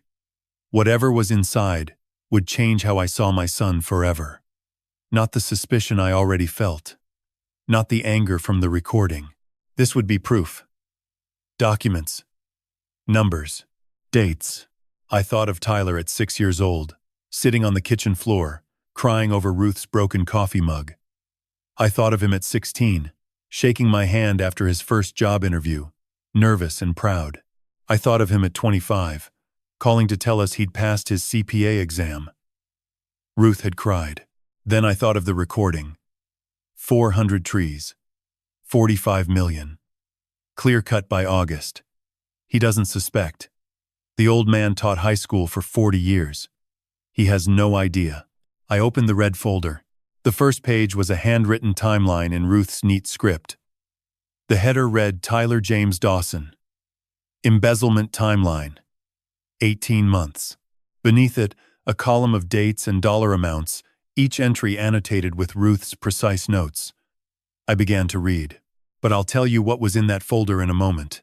First, let me say this. If you're still with me, drop a comment with the word forest. I want to know how many of you made it this far. And if you're feeling what I felt sitting at that table, that mix of dread and heartbreak and fury, let me know. Because what Ruth documented in those folders was worse than anything I could have imagined. Quick reminder. This story includes fictionalized elements for storytelling purposes. If that's not for you, no hard feelings. But if you want to know what $600,000 in betrayal looks like on paper, and what Ruth built to make sure Tyler never got away with it, stay right here. I looked down at the first entry on Ruth's timeline.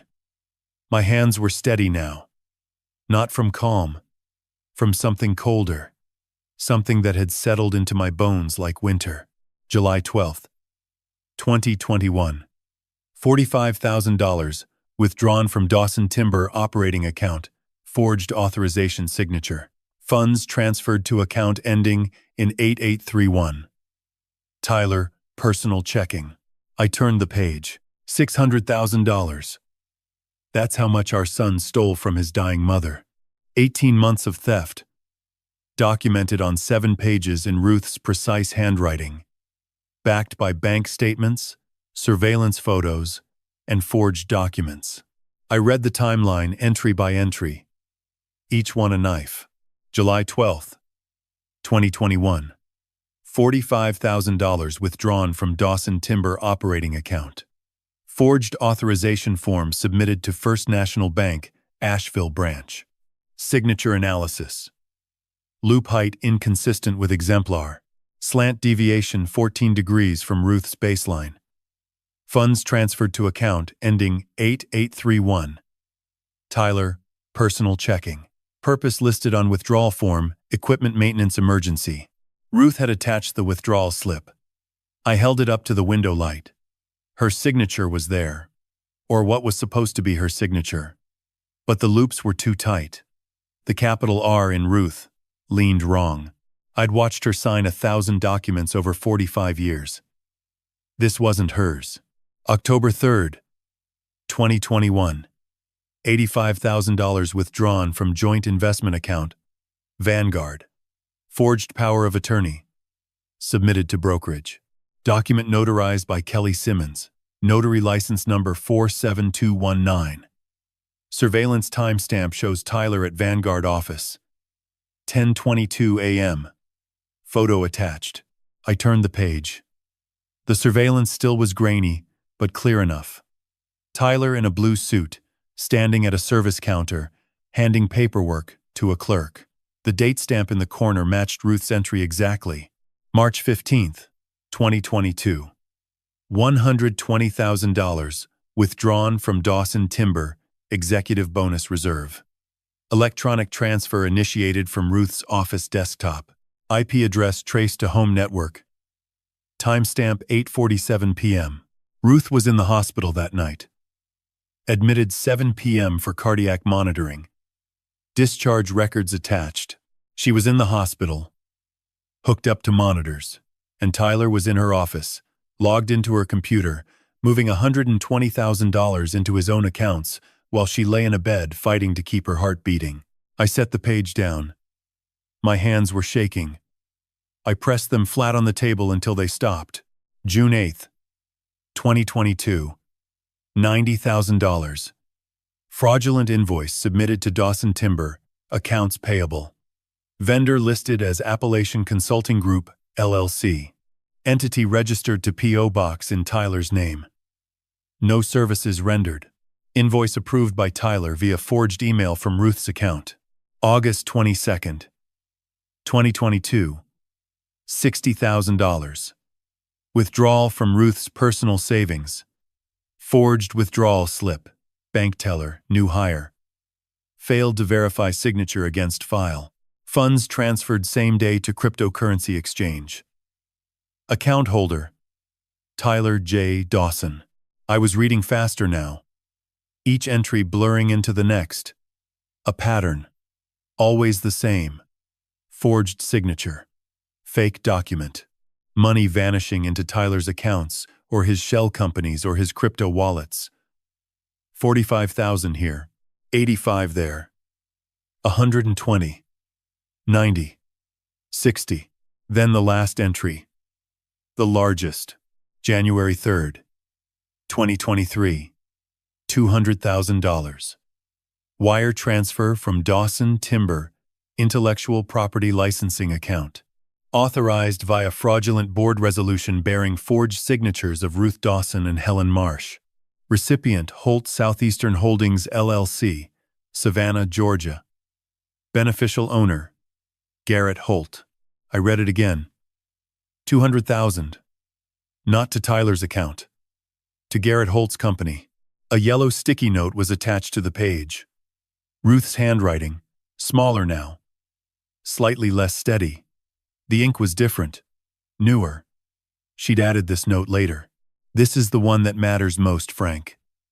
Tyler didn't just steal money. He sold our proprietary forest survey to Garrett Holt for $200,000. The survey that mapped every black walnut on our 1,200 acres. Species, age, diameter, GPS coordinates, estimated board foot yield. Everything. That's how Garrett knew about the trees. Tyler gave him the map. He sold our forest to our enemy. While I was fighting to breathe. For $200,000. At the bottom of the page, Ruth had written a final note. Discovered September 12th, 2022. Monitored for 6 months. Documented every transfer. Let him think he got away with it. Set the trap. I closed the folder. The cabin was silent. Outside, a crow called once and went quiet. The late afternoon light had shifted from gold to amber. Shadows stretched across the card table. $600,000. 18 months. 7 separate crimes. And the final one, the worst one, wasn't just theft. It was treason. Tyler hadn't just stolen money from his mother. He'd sold the thing she loved most, to the man she hated most. He'd handed Garrett Holt a treasure map to 400 irreplaceable trees and said, "Here, take them. Cut them down. I don't care. Just pay me." I thought of Ruth in the hospital that night in March. Cardiac monitor beeping. Oxygen tube in her nose. And Tyler in her office chair logged into her computer, stealing $120,000 while she slept in a hospital bed 10 miles away. I thought of the surveillance photo. Tyler at the Vanguard counter, blue suit, handing over a forged power of attorney with his mother's name on it. Smiling at the clerk. I thought of the Pinecrest contract. January 15th. 12 days after the last wire transfer to Garrett. Tyler had stolen $200,000 on January 3rd. Then signed a contract to lock me in a nursing home on January 15th. 2 crimes in 12 days. While Ruth lay dying in the next room, my stomach turned. I stood up too fast. The chair scraped back. I braced myself against the table, head down, breathing hard. The room tilted, then steadied. I walked to the door, opened it. Cool mountain air hit my face. I breathed it in. Once, twice, 3 times. The forest stood behind the cabin. Silent. Massive. 400 trees Tyler had sold for $200,000. Trees worth $45 million. He'd taken a fraction of a fraction and handed over everything. I whispered to the empty air. "You're not my son." The words came out flat. Not angry, not sad, just true. I stood in the doorway for a long time. The sun was sinking behind the ridge. The forest darkened. Shadows crept across the clearing. Then I walked back inside, sat down, and picked up the blue folder. Enough. The tab read, Garrett Holt. Conspiracy. Ruth's note on the inside cover was brief. Frank, if the red folder broke your heart, the blue one will make you angry. Good. You'll need that anger. Read it all. I opened to the first page. The blue folder was thicker than the red one. Ruth had organized it with dividers, tabbed sections, background, emails, payments, contracts, final note. I started with background. A handwritten summary in Ruth's script, dated October 15th, 2022. Garrett Holt, 62 years old. CEO, Holt Southeastern Timber, LLC, Savannah, Georgia. Operates across 7 states. Revenue estimated $90 million annually. Known for aggressive land acquisition, intimidation of small landowners, and exploiting legal gray areas. Sued by NC Conservation Coalition in 2014. I led the case. Fines, $4 million. Logging license revoked in North Carolina. Personal grudge against Dawson family confirmed through multiple sources. First documented contact with Tyler. August 9th, 2021. 18 months of coordination. This man hates me, Frank. And now, he's using our son to destroy you. Do not underestimate him. Do not negotiate. I turned to the email section. The first was a printed email chain, highlighted and annotated in Ruth's pen. From G. Holt at holtsoutheastern.com. To Tyler Dawson, CPA, at Gmail. Date, August 9th, 2021, 11:17 p.m. Subject, Opportunity, Tyler. We met briefly at the Southeastern Forestry Conference in Atlanta last spring. I've been aware of your mother's company for many years. Impressive operation. I'm reaching out because I believe there's a business opportunity that could benefit us both significantly. Your family owns a 1,200-acre parcel in Buncombe County, North Carolina. My geological and forestry data suggests untapped resources of extraordinary value. If you're interested in a confidential discussion, I'm available to meet. Discreetly, Garrett Holt. Ruth had circled discreetly in red ink. In the margin she'd written, he approached Tyler first. Not the other way around. Predator, not partner. The reply. Same day. 11:58 p.m. 41 minutes later. From Tyler Dawson, CPA at Gmail. To G. Holt at holtsoutheastern.com. Subject, RE. Opportunity, Garrett. Interested. Parents don't know the land's real value. What exactly are you proposing? Tyler. Ruth's note beneath. 1 sentence. 1 email. He sold us out in 41 minutes. I turned the page. More emails. September. October, November 2021. The correspondence grew warmer, more casual. Tyler calling Garrett by first name. Garrett calling Tyler's son in one email that made my stomach lurch. Then the payments section. Wire transfer records. Bank statements. Highlighted in yellow. November 28th, 2021. Holt Southeastern Timber, LLC. To Tyler J. Dawson, $50,000. Memo line, consulting services, January 15th, 2022. Same, $75,000. Memo, advisory fees, Phase 2, March 3rd, 2022. Same, $75,000. Memo, project coordination, 3 payments. $200,000 total. The same, $200,000. Documented in the red folder as the price for Ruth's forest survey maps. Ruth's sticky note. These weren't consulting fees. They were payment for stolen intellectual property and family betrayal. Tyler became a paid agent against his own mother. The contract section was next. A draft agreement on Holt Southeastern letterhead dated February 18, 2023. 2 weeks before Ruth died. Proposed acquisition agreement. Seller: Franklin T. Dawson.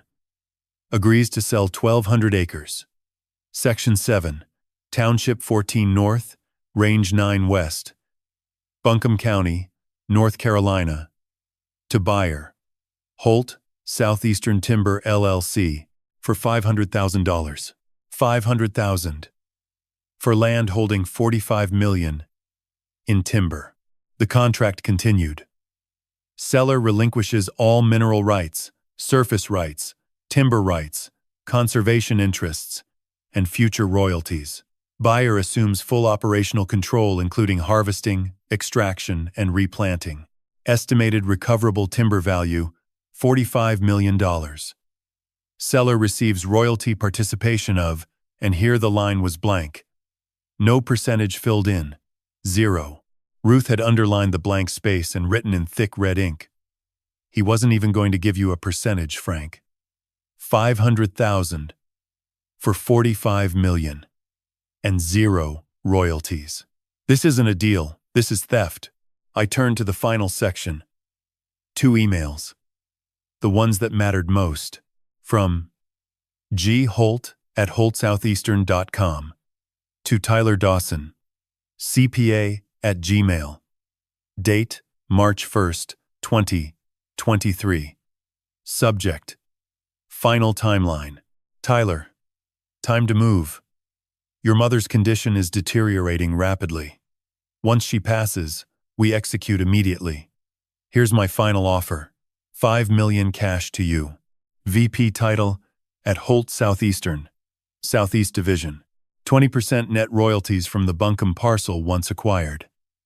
In return, you get your father to sign over the property within 90 days of her passing. Use whatever leverage necessary. Guardianship. Assisted living facility. Financial pressure. I don't care how. Just get it done. Contract attached. Confirm by end of week. Garrett. Tyler's reply. Same day. 2 hours later. Garrett. Deal. Already researched facilities. There's a place in McDowell County. Pinecrest Senior Living. $3,200 a month. Shared room. If Dad resists the sale, I file for emergency guardianship.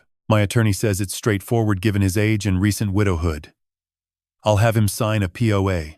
Land transfers to me as conservator. Then I sell to you at agreed price. Targeting April to May timeline. Tyler. I set the email down. Read it again. Then a third time. Targeting April to May timeline. While Ruth was drawing her last breaths. While I was sitting beside her bed reading poetry aloud, because she said my voice helped her sleep. Tyler was typing emails about timelines and conservatorships and $3,000 a month shared rooms. At the bottom of the folder, one final page. Ruth's handwriting. Dated October 1st, 2022. The longest note she'd left. Frank. By now you've read it all. I know this is unbearable. I know you want to believe Tyler is still the boy who built birdhouses with you in the garage. He isn't. He chose money over family. He chose Garrett Holt over his own parents. But here's what I need you to know. I've been a federal whistleblower for 18 months. The Department of Justice, Environmental Crimes Division, has copies of every document in this folder. Every email. Every wire transfer. Every contract. I've met with Special Agent Dan Reeves monthly since April 2022. I provided testimony under oath. I wore a wire to 2 meetings with Tyler, where he discussed the property. Garrett Holt is under active federal investigation for violations of the Lacey Act, wire fraud, conspiracy, and attempted destruction of protected natural resources. The case is sealed. It's airtight. When the time comes, Garrett will go to prison. But I needed Tyler to make his move first. I needed him to show his hand. That's why I let the embezzlement continue. That's why I documented instead of confronting. I was building a cage around both of them. Let them come to you, Frank. Let them make their offer. Let them say the words out loud. And then let Helen and Agent Reeves handle the rest. I love you. I'm sorry this is how you learn what our son became. Ruth. I closed the folder. The cabin was dark now. Full dark. No electricity. No lamp. Just the faint blue glow of twilight through the window, and the sound of my own breathing. Ruth had been a federal informant. For 18 months. While dying. While I held her hand, and read to her, and brought her water, and told her everything would be okay. She'd been wearing a wire. Meeting with FBI agents. Building a case against our son, and the man who wanted to destroy her forest. I sat in the dark for a long time. The blue folder closed on the table. My chest tight. My eyes dry. Something beyond tears. Outside, the forest stood silent. 400 trees, breathing in the dark. Protected by a woman who'd spent her last days building walls no one could breach. I whispered into the empty cabin. You were the strongest person I ever knew, Ruth. The wind answered. The trees creaked. And somewhere far off, an owl called twice and went quiet. I don't know how long I sat in the dark. Minutes.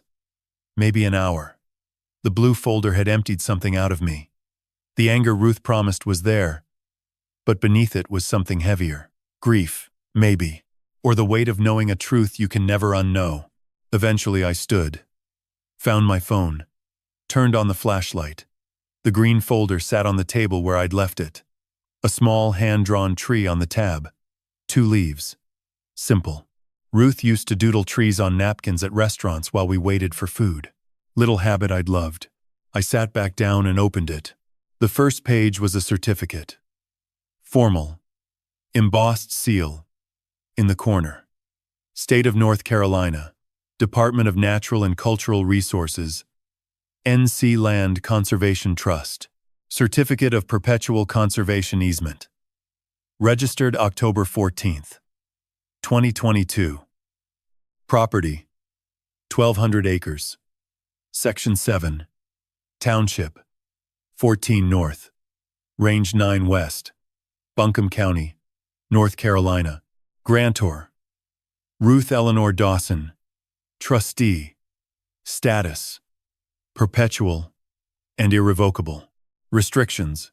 No commercial logging, no clear-cutting, no removal of standing timber exceeding 6 inches in diameter, no surface mining, no subdivision for development purposes. Perpetual. Irrevocable. Those words again. The same words Helen had used on the phone. I read the enforcement clause at the bottom. This easement is binding upon all current and future owners, heirs, assigns, and successors in interest. It cannot be voided, modified, or terminated by any individual, entity, court order, or legislative action.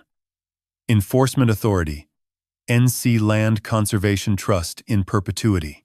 No one could cut those trees. Not Tyler. Not Garrett. Not a judge. Not a governor. Not anyone. Ever. For as long as the land existed. Ruth had carved it into stone. I turned the page. The next document was a contract. 32 pages, tabbed with colored flags.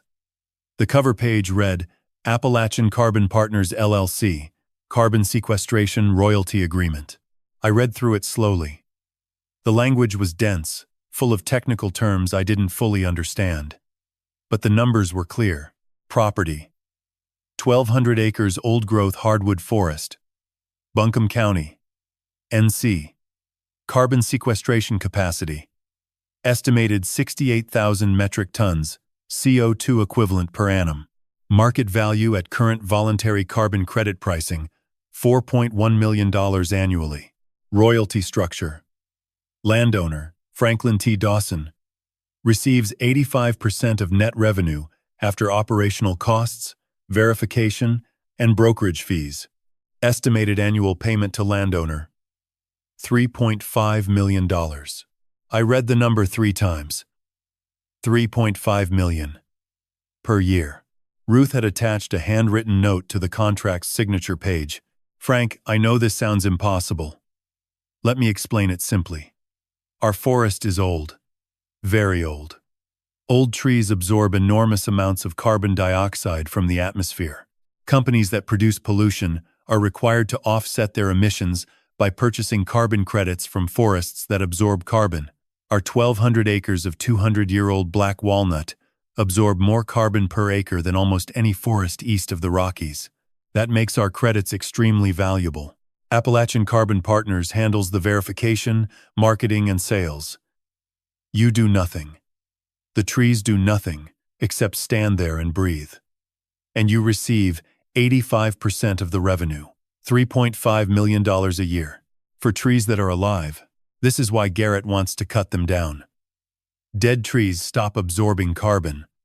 No carbon absorption means no credits. He'd destroy $45 million in timber and $3.5 million in annual income, forever. For one paycheck. The trees are worth more alive than dead, Frank. Just like you. I set the contract down. My hands were trembling again. Not from anger this time. From something else. Overwhelm. Maybe. Or wonder. $3.5 million a year. For standing still. For letting the forest breathe. I picked up the black folder. Trust documents. Poison pill. Section 31. B. This one was shorter. 20 pages. The trust agreement itself.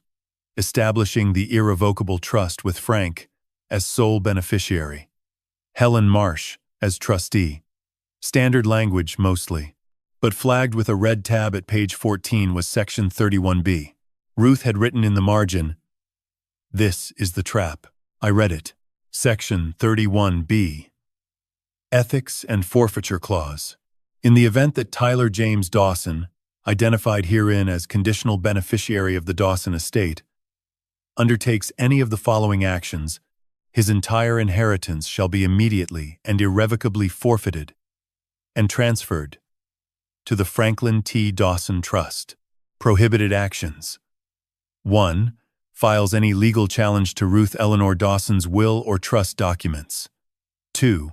Attempts to obtain guardianship, conservatorship, or power of attorney over Franklin T. Dawson through fraudulent or misleading claims. 3. Enters into any business agreement, partnership, or transaction with Garrett Holt or any entity Garrett Holt controls, directly or indirectly. 4. Interferes with or attempts to void the conservation easement registered October 14, 2022. 5. Interferes with carbon credit operations or Appalachian Carbon Partners activities on the property. Penalty upon violation. Tyler James Dawson forfeits $14.8 million in inherited assets. All documented evidence of embezzlement, wire fraud, and conspiracy is automatically transmitted to the Department of Justice for criminal prosecution. Federal penalties for wire fraud, 5 to 20 years imprisonment. I closed the black folder. Ruth had built a cage. An invisible, legal, absolutely inescapable cage. If Tyler took one step, any step, he lost everything. The house, the investments, the retirement funds, all $14.8 million. Gone. And then prison. He could walk away rich. Or he could fight and lose everything. I picked up the final envelope. The one from the safe marked, "Read last." I opened it. One page. Ruth's handwriting. Slightly shakier than the others. Written later, maybe. Closer to the end. Frank, you've read it all now. I'm sorry. I'm sorry for the weight of it. I'm sorry I couldn't tell you while I was still here. But you're stronger than you know. You've always been stronger than you know. Here's what happens next. Tyler and Garrett will come. Maybe together. Maybe separately. They'll offer money. They'll threaten. They'll try to charm you or scare you into signing. Don't. Let them talk. Let them make their offers. Let them incriminate themselves. And then let Helen handle it. You have the recording Tyler doesn't know about. You have the evidence. You have the trust. You have the easement. You have Agent Reeves and the DOJ. And you have Dwight. He's been watching the property for 2 years. He'll find you tonight. Trust him. I love you more than 45 years could hold. You were the best part of my life. Ruth. I folded the letter, pressed it against my chest, closed my eyes. The cabin was silent, dark, cold. Outside, the forest breathed, slow, deep, ancient. Then I heard it. Boots on the porch steps. 3 slow knocks. A voice, deep, unhurried. Frank Dawson? Name's Dwight Hodges. Ruth sent me. I opened the door. Dwight Hodges filled the frame like a mountain given human shape. 6'4" at least, shoulders broad as a hay bale, hands thick and scarred from decades of work. 73 years old, maybe older, but built like a man who'd never stopped lifting. Flannel shirt faded to the color of smoke. Work jeans worn white at the knees. Steel-toed boots caked with red clay. His face was weathered deep, creased by sun and wind and time. Eyes sharp, pale blue, watching me the way a hawk watches from a fence post. Patient, missing, nothing. He held a toolbox in one hand and a paper grocery sack in the other. Behind him on the gravel drive sat a battered green Ford pickup, bed loaded with plastic water jugs and a portable generator. Ruth sent me. He said it again. Like that explained everything. And maybe it did. I stepped aside. Come in. He walked past me, set the toolbox and sack on the card table beside the folders. Didn't glance at them. Either he didn't notice or didn't need to. From the sack he pulled a thermos, 2 wrapped sandwiches, a battery lantern, and a bag of apples. No electricity out here, he said. Well's been dry since '09. Brought you coffee, supper, and light. Generator outside'll run a space heater and charge your phone.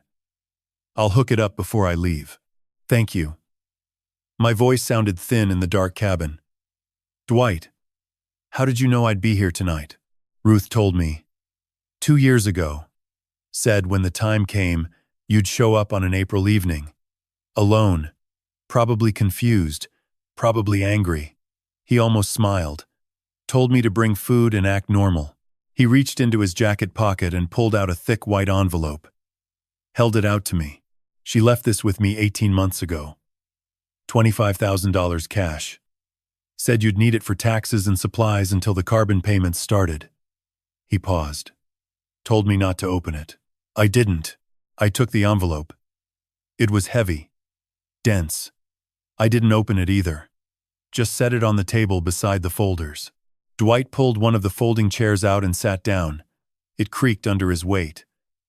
He unscrewed the thermos and poured black coffee into the cap, handed it to me, poured a second cup into a tin mug he'd brought. We sat in the lantern light. The amber glow made the cabin feel smaller, warmer, almost safe. How long have you been watching this place? I asked. 2 years come June. He took a long sip. Ruth hired me. Came to my gas station down in Black Mountain one morning, 2021. Said she needed someone reliable to keep an eye on the property, walk the fences, check for trespassers, report anything unusual. He set the mug down. Paid me fair. Cash. Every month. Never missed a payment, even when she got too sick to drive up here herself. Had Helen mail it instead.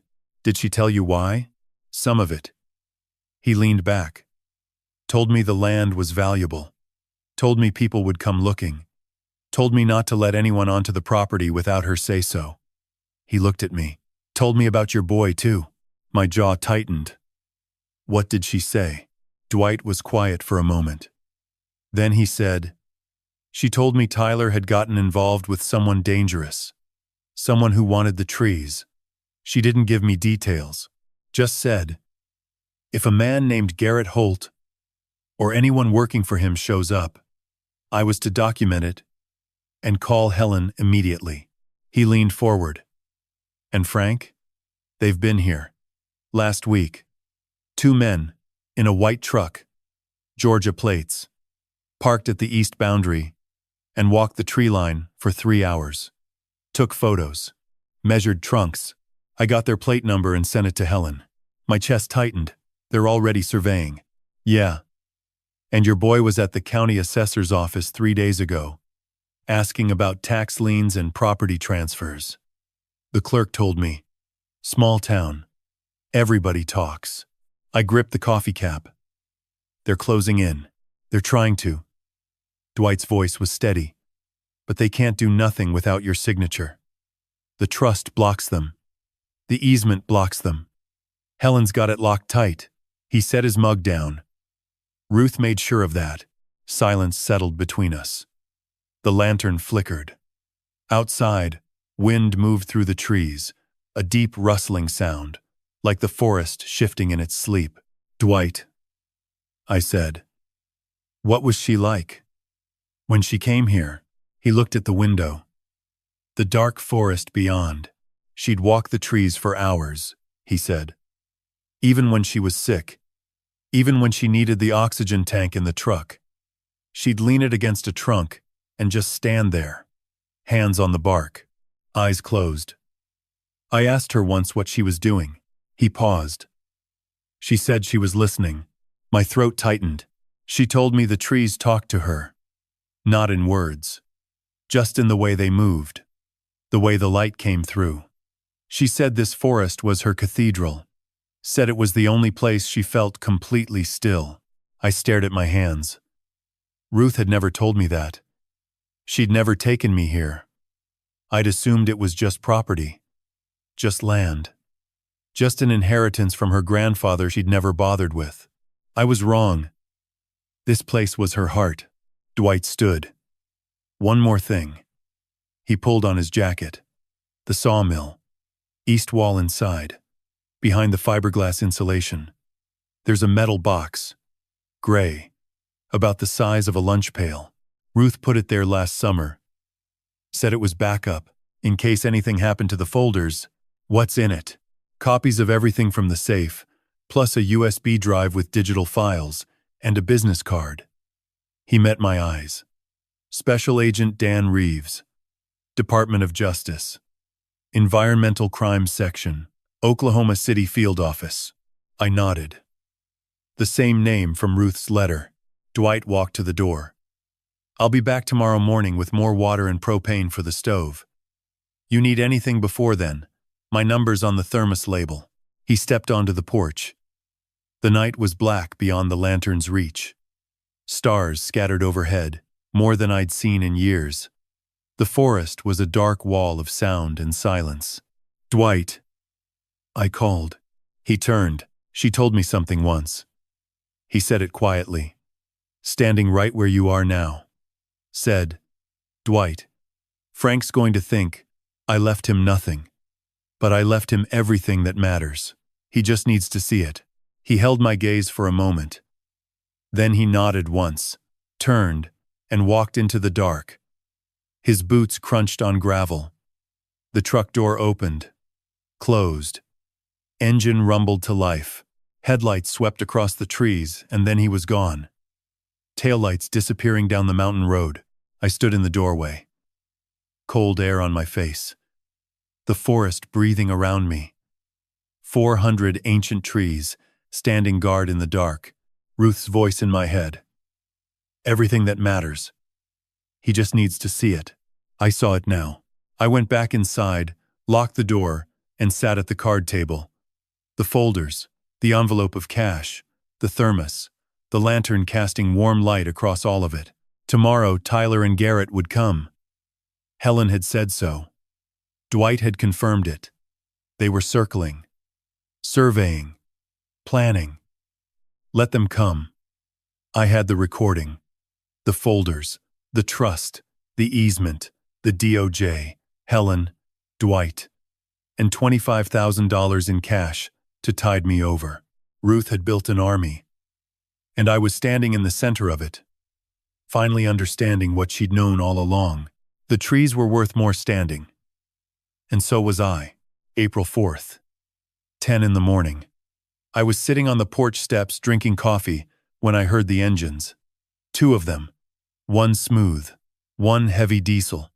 Coming up the gravel drive. The black BMW appeared first. Tyler's.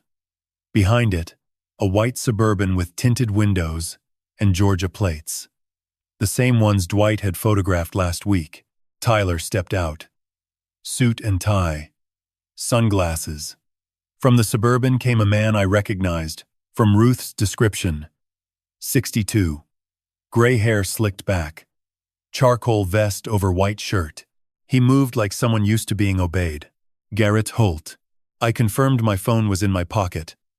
Recording app ready. Tyler removed his sunglasses. Dad. We need to talk. No, we don't. Garrett stepped forward, hand extended. Mr. Dawson. I'm Garrett Holt. I run a forestry operation out of Savannah. You're sitting on valuable land, and I'm prepared to make this simple. $12 million.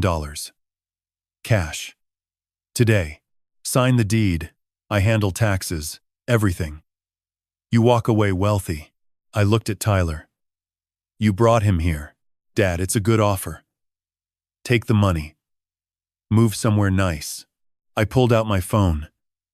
Actually, I said, I'd like to play something for you both. I hit play. Tyler's voice filled the clearing. 400 trees, Garrett. Old growth. 80 to 150 per unit. That's 45 million minimum. And all we need is the deed transferred and the easement voided. Tyler's face drained white. Garrett's smile vanished. I let it continue. Clear cut by August. Replant with commercial pine. Nobody will know what was there. And my cut? 5 million flat plus 15%. That's 11 million easy, Garrett. You've got yourself a deal. I stopped the recording. Silence. Just whined through the canopy. That was 5 days ago. Tyler didn't know I was listening. Garrett recovered first. Mr. Dawson. That recording could be anything. Context matters. I heard my son conspiring to lock me in a nursing home so he could steal my land and sell it to you. I looked at Tyler. 5 million and a VP title? That's what your father's freedom was worth? Tyler said nothing. Then another engine. A white SUV coming fast up the drive. Helen Marsh stepped out, briefcase in hand. Behind her, a man in khakis and a blue polo. Appalachian Carbon Partners embroidered on the chest. Helen walked straight to me. Good morning, Frank. I see we have visitors. Garrett straightened. Helen. This is private. Not anymore. Helen handed Garrett a document. Cease and desist.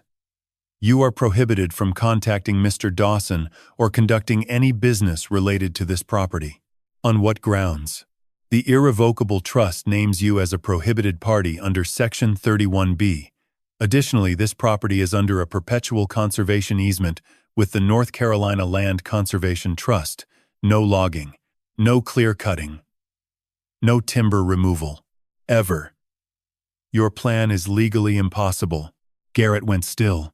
Helen turned to Tyler. Handed him papers. Notice of trust violation investigation. If you proceed with any guardianship, petition, or agreement with Mr. Holt, you forfeit your entire inheritance. $14.8 million. Gone.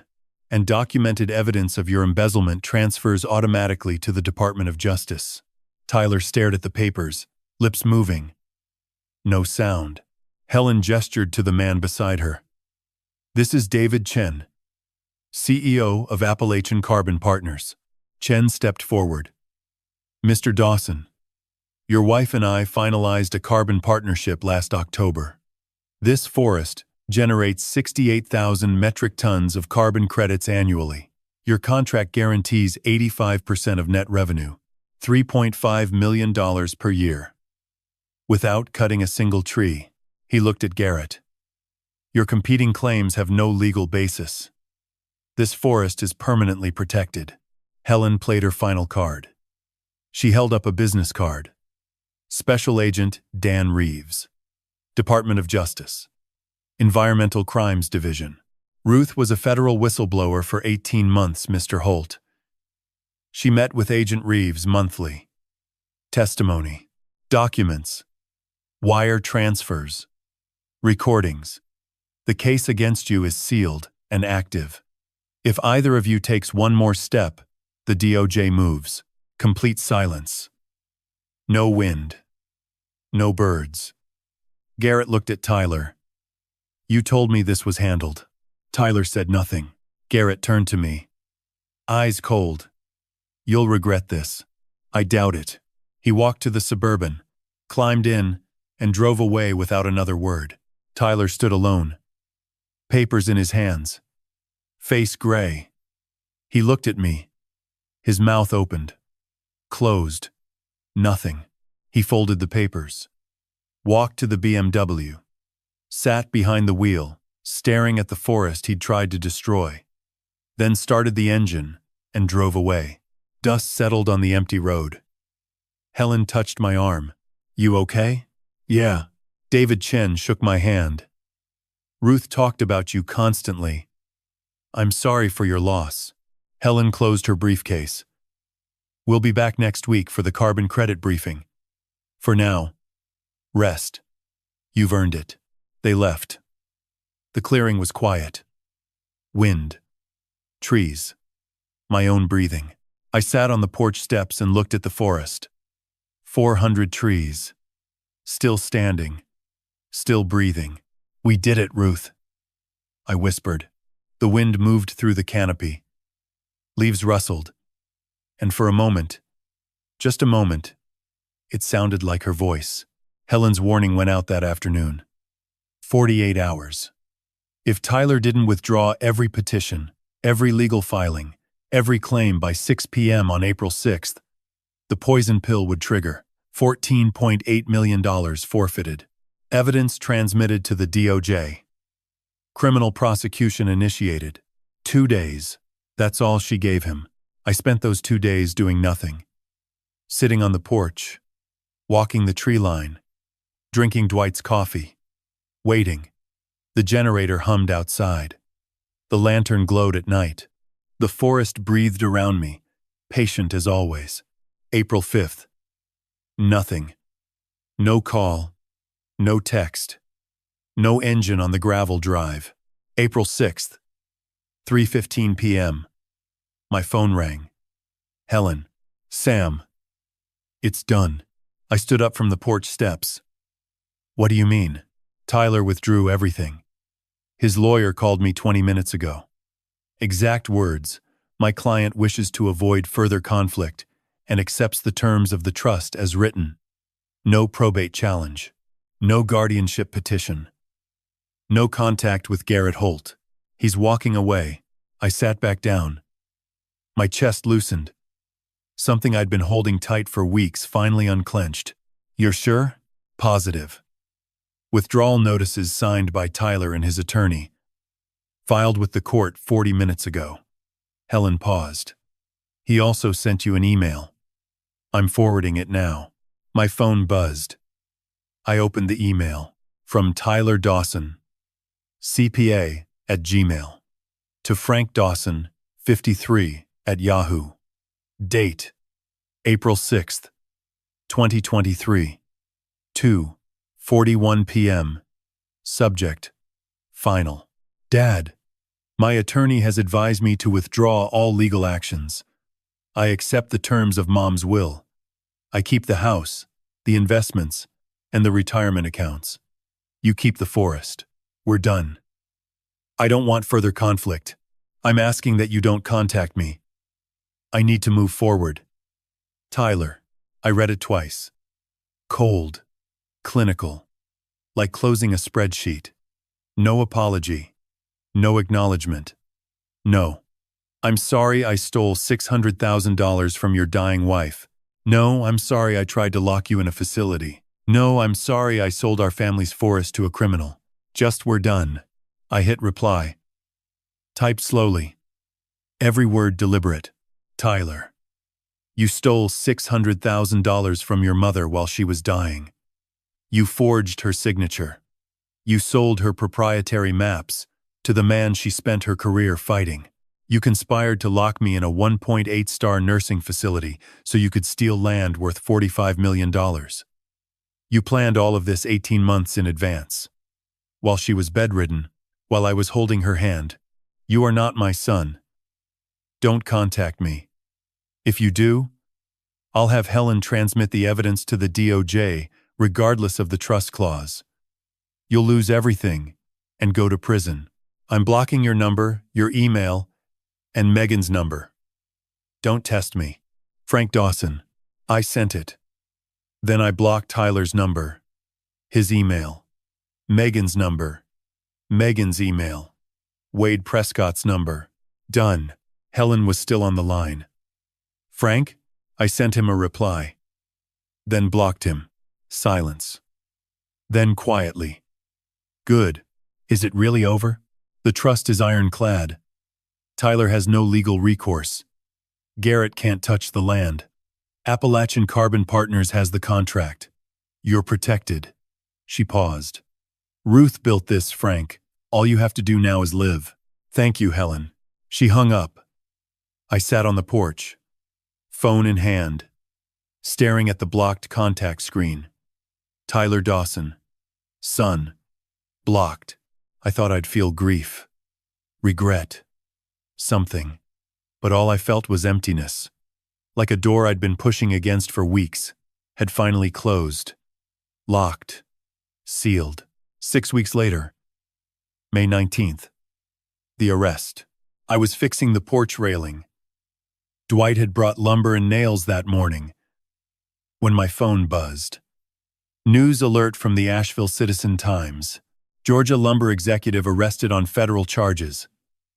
Garrett Holt, 62, CEO of Holt Southeastern Timber, was arrested this morning by federal agents at his Savannah headquarters. The Department of Justice has charged Holt with violations of the Lacey Act, wire fraud, conspiracy to destroy protected natural resources, and attempted acquisition of conservation-protected land through fraudulent means.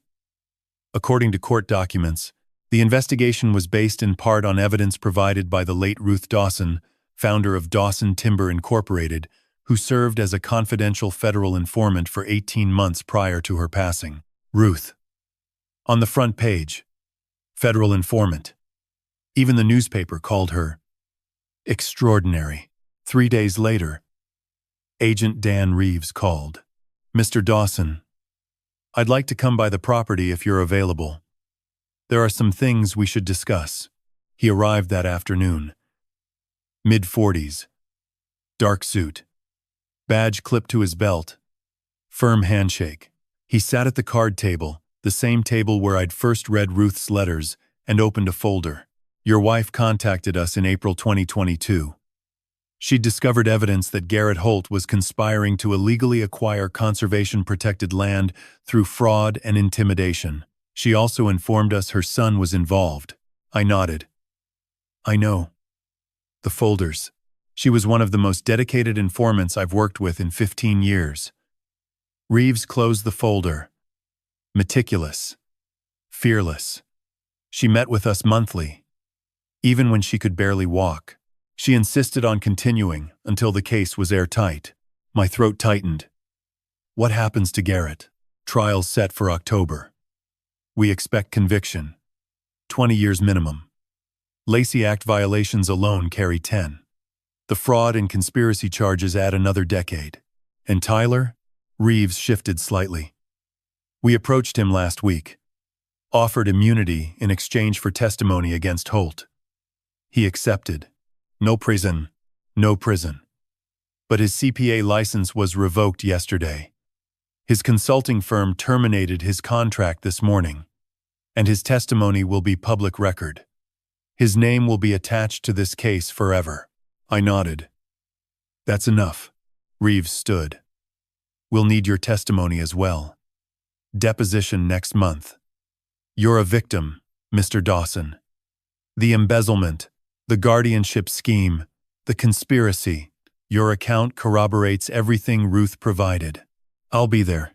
He shook my hand again. Your wife was a remarkable woman. You should be proud. I am. He left. I sat alone at the card table. The late afternoon sun slanted through the window. Golden. Warm. The forest hummed outside.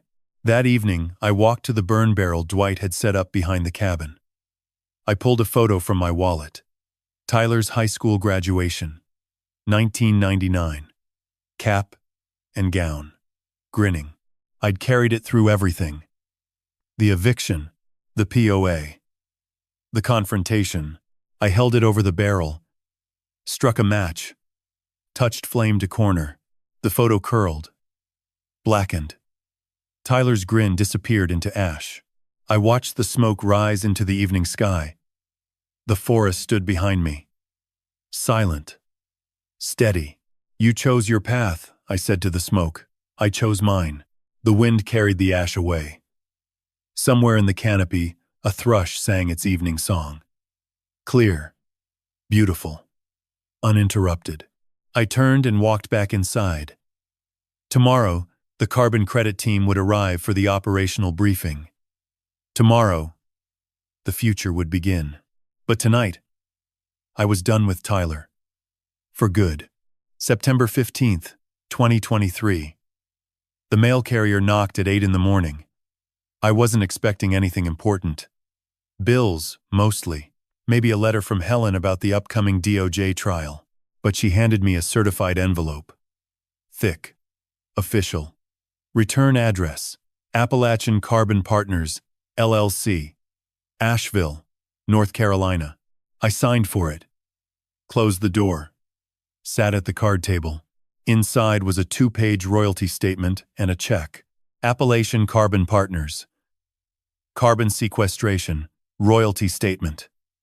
Period. Q2 2023.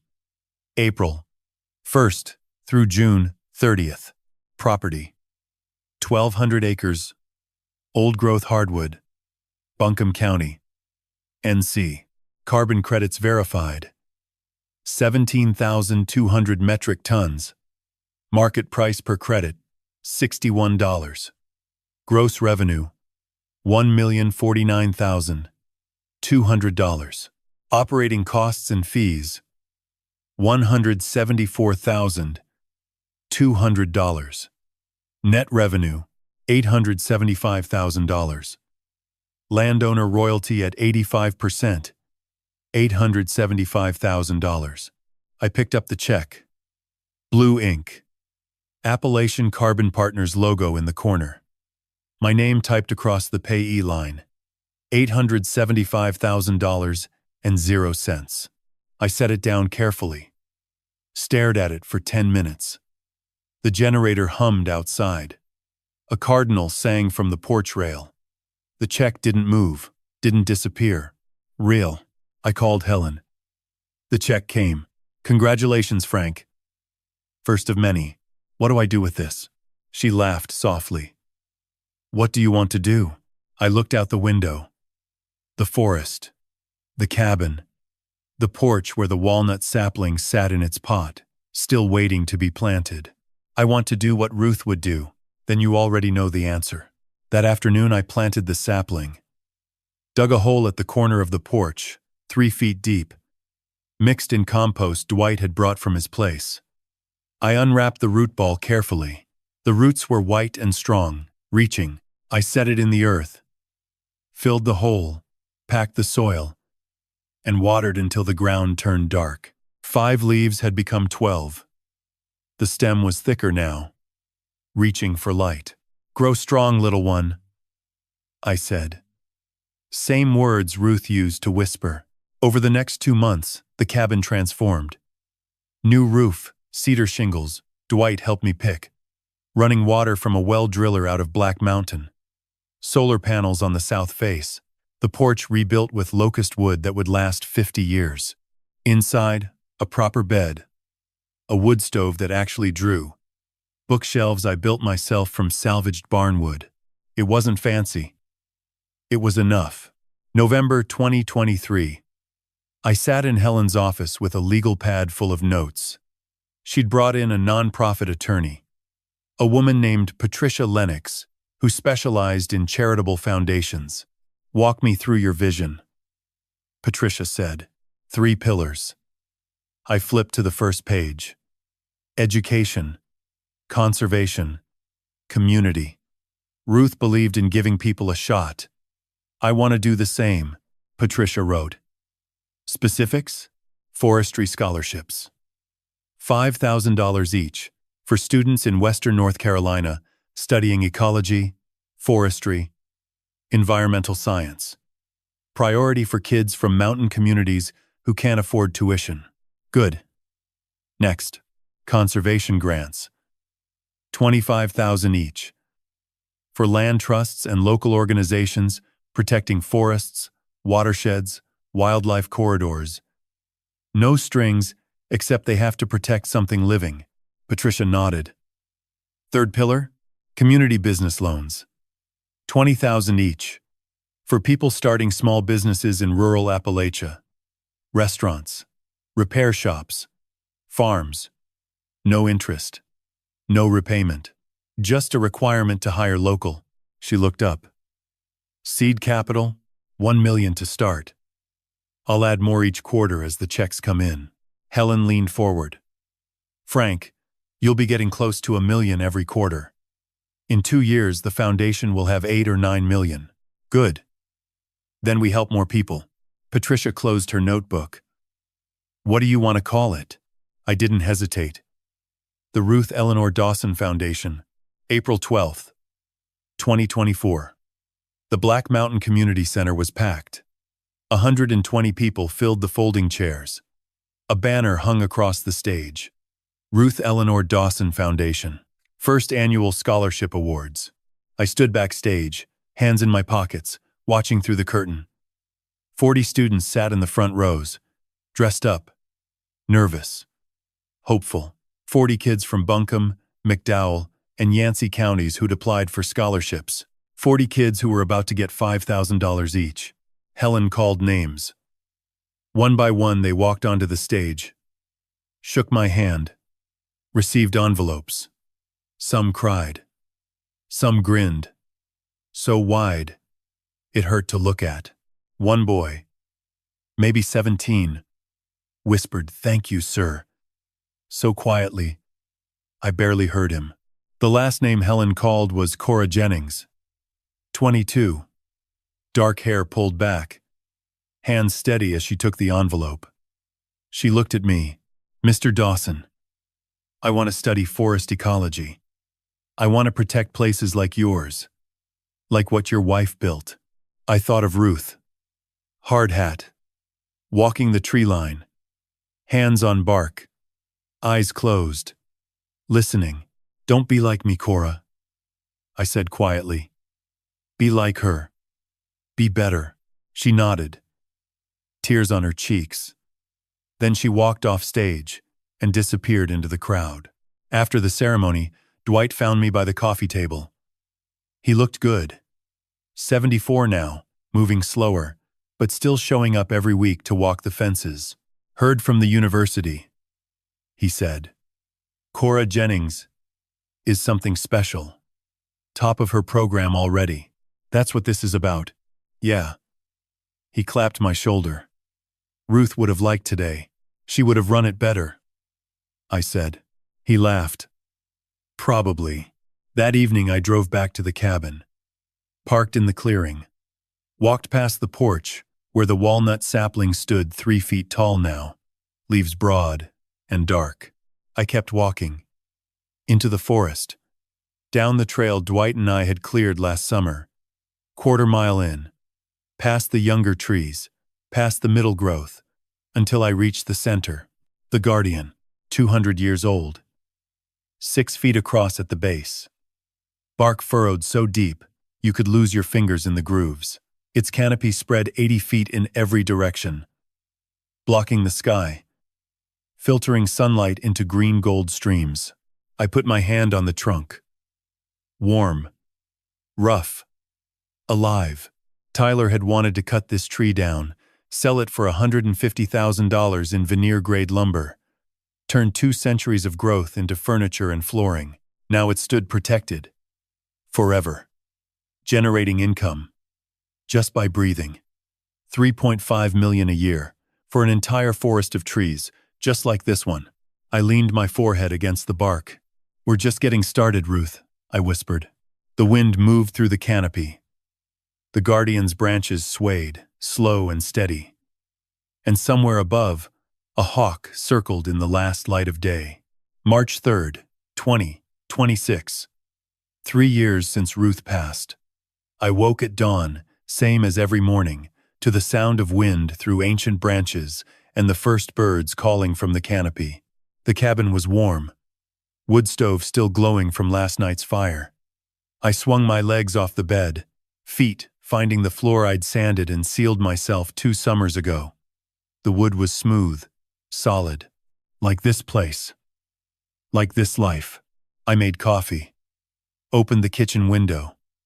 Cold mountain air poured in, carrying the smell of damp earth and pine. Beyond the clearing, the forest stood dark and still in the gray pre-dawn. 400 trees breathing in unison. A sound like the earth's own heartbeat if you listened long enough. 3 years. It felt like 30. It felt like 3 days.